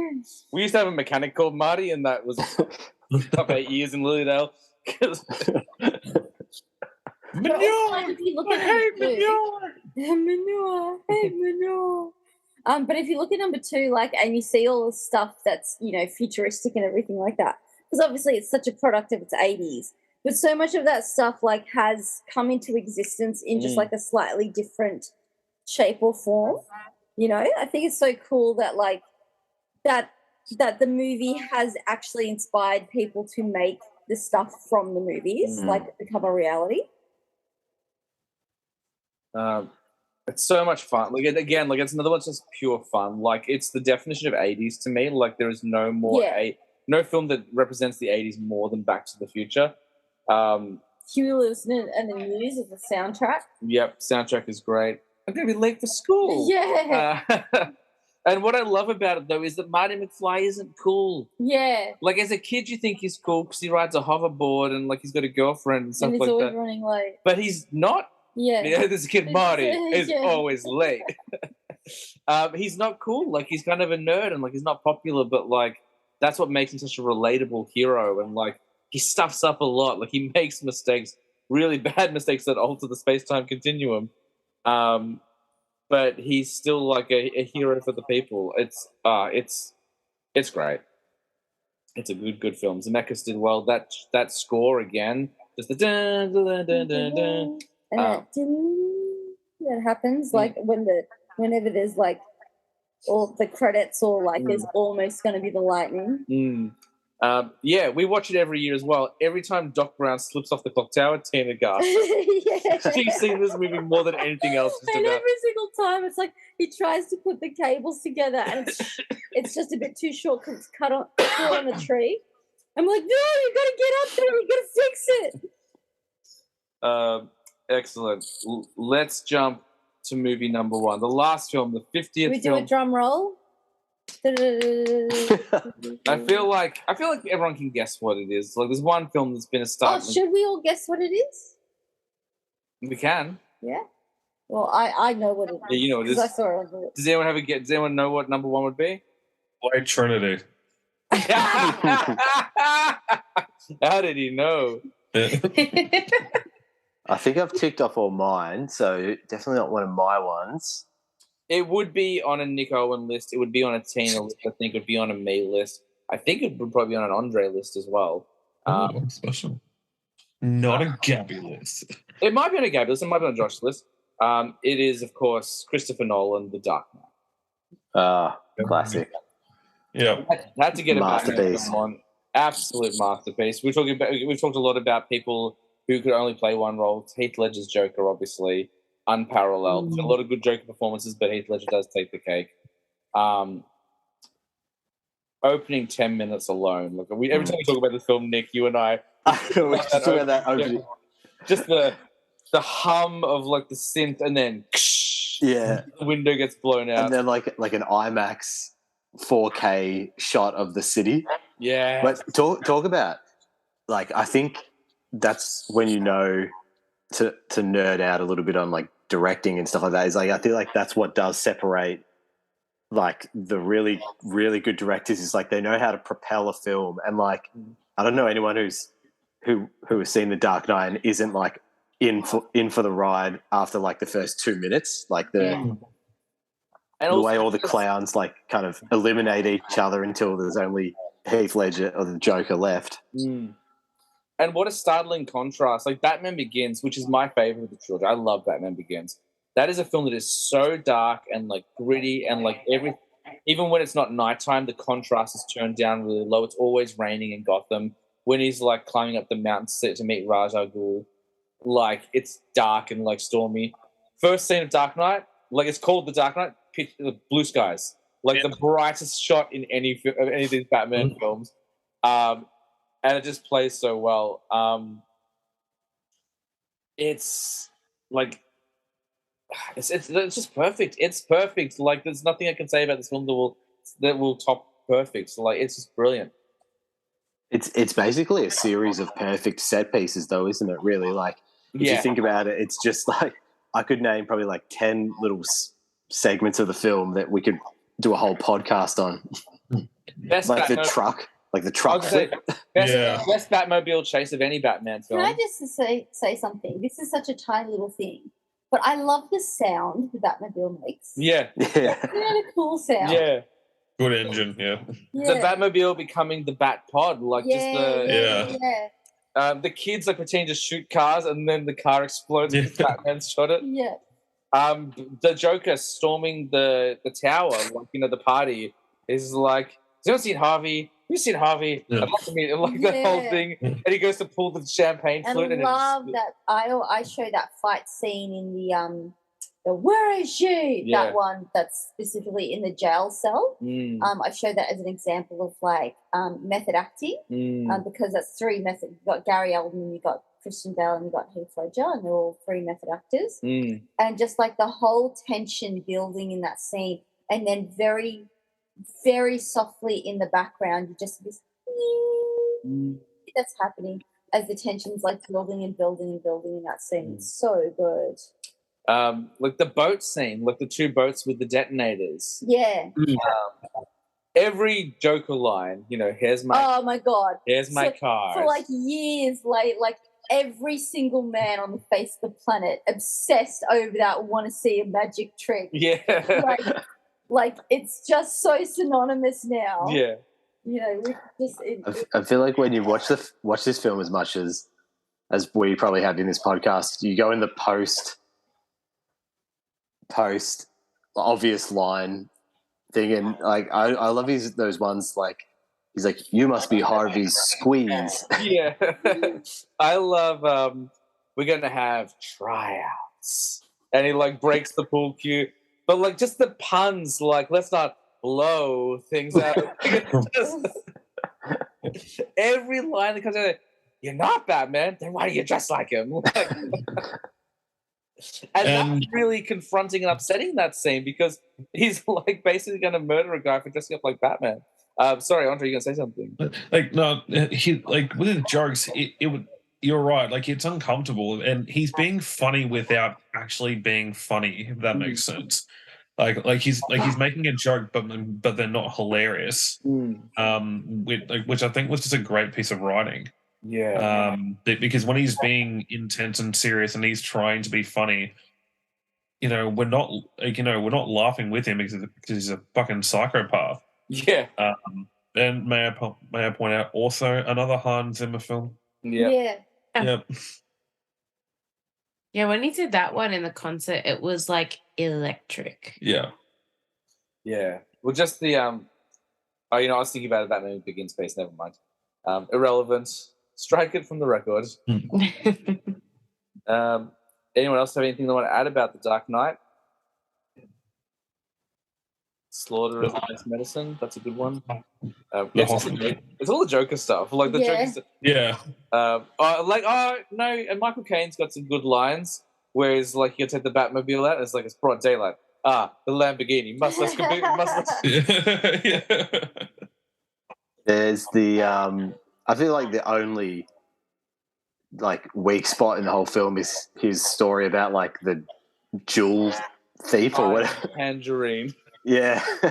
No, I don't mind that part. I like honestly the only problem I have with the film is I think the third act goes on a bit long and falls apart a little bit. Like probably could have wrapped that up 15, 20 minutes earlier. Many would say the same about this episode probably. So we are the Dark Knight of podcast. I'll take that comparison. It's a stunning flick. Everyone is agreement. A worthy number it's one. Beautiful. Yeah, absolutely. For an action movie, it's beautifully shot. Well, there you have it. 50 movies to watch before you die. Not the top 50. Don't go saying we said that. Just 50 great films. If you watch any one of these, you're in for a goddamn good time. I'm going to wrap things up very, very quickly because we have been going on 3 hours now, which is 5 hours of content for this episode 50, which is a huge achievement. We're not going to promote anything. There is merch coming. Hopefully, I'll be able to tell you more about that soon. The logo should be up by now, developed by our very own Josh Sacco. He's done an incredible job. It looks awesome. We're very, very happy with it. By we, I mean I. Josh really outdid himself with this one.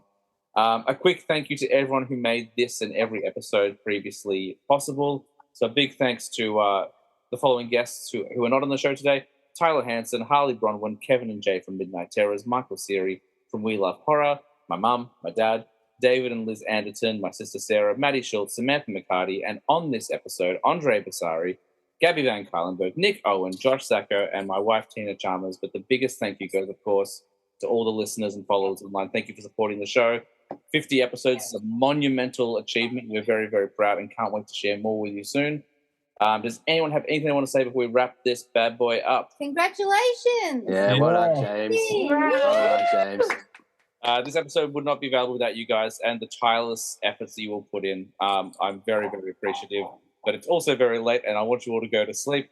So as we say every single goddamn time on this stupid show of mine, guys, I was a teenage film snob, but I'm trying to be better. We'll see you next week.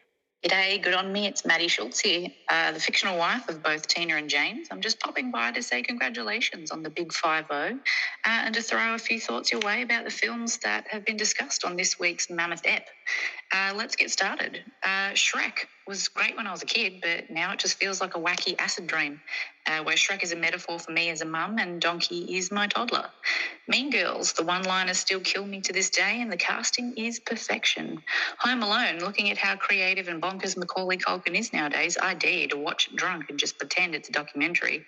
Forrest Gump, 5 gold stars forever and ever. 12 Angry Men. My husband keeps asking me to watch it because he loves it, but it's funnier not to and watch him get angry instead. Mad Max Fury Road, Waterworld, but without the water and far cooler guitar solos. Arrival, proof that an Etch-a-Sketch is a valuable piece of scientific equipment. I won't hear anything other than that fact.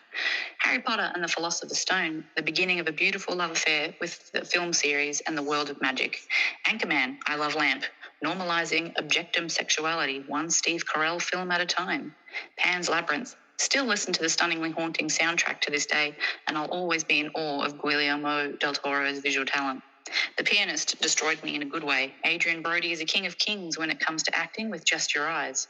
Whiplash, the closest I've come to needing a Valium when watching a film. My parasympathetic nervous system works harder in the closing credits to calm me down than Kevin Hart's therapist when he's been on a talk show with animals. 10 out of 10. Interstellar, see episode 12 of I Was a Teenage Film Snob for my glowing praise. Titanic, Poseidon Adventure was way cooler. I mean, the boat does a flip before it sinks. Logan, how sweaty can one man's singlet get? You could grow a whole new mutant from this dish rag. Gattaca, cool concept and execution, but the fucking doctor could have been a bro and just filled in Ethan Hawke from the beginning. The Great Waste, I wonder what was harder for the production crew, keeping Tony Curtis's clothes white or sound mixing Jack Lemmon's voice whenever he yells so the audience doesn't blow an eardrum. 10 out of 10. Lord of the Rings, stunning, beautiful, heartfelt, more than did the books justice. V for Vendetta. Am I the only one that finds Hugo Weaving kind of sexy in this one? Must be because you don't see his face.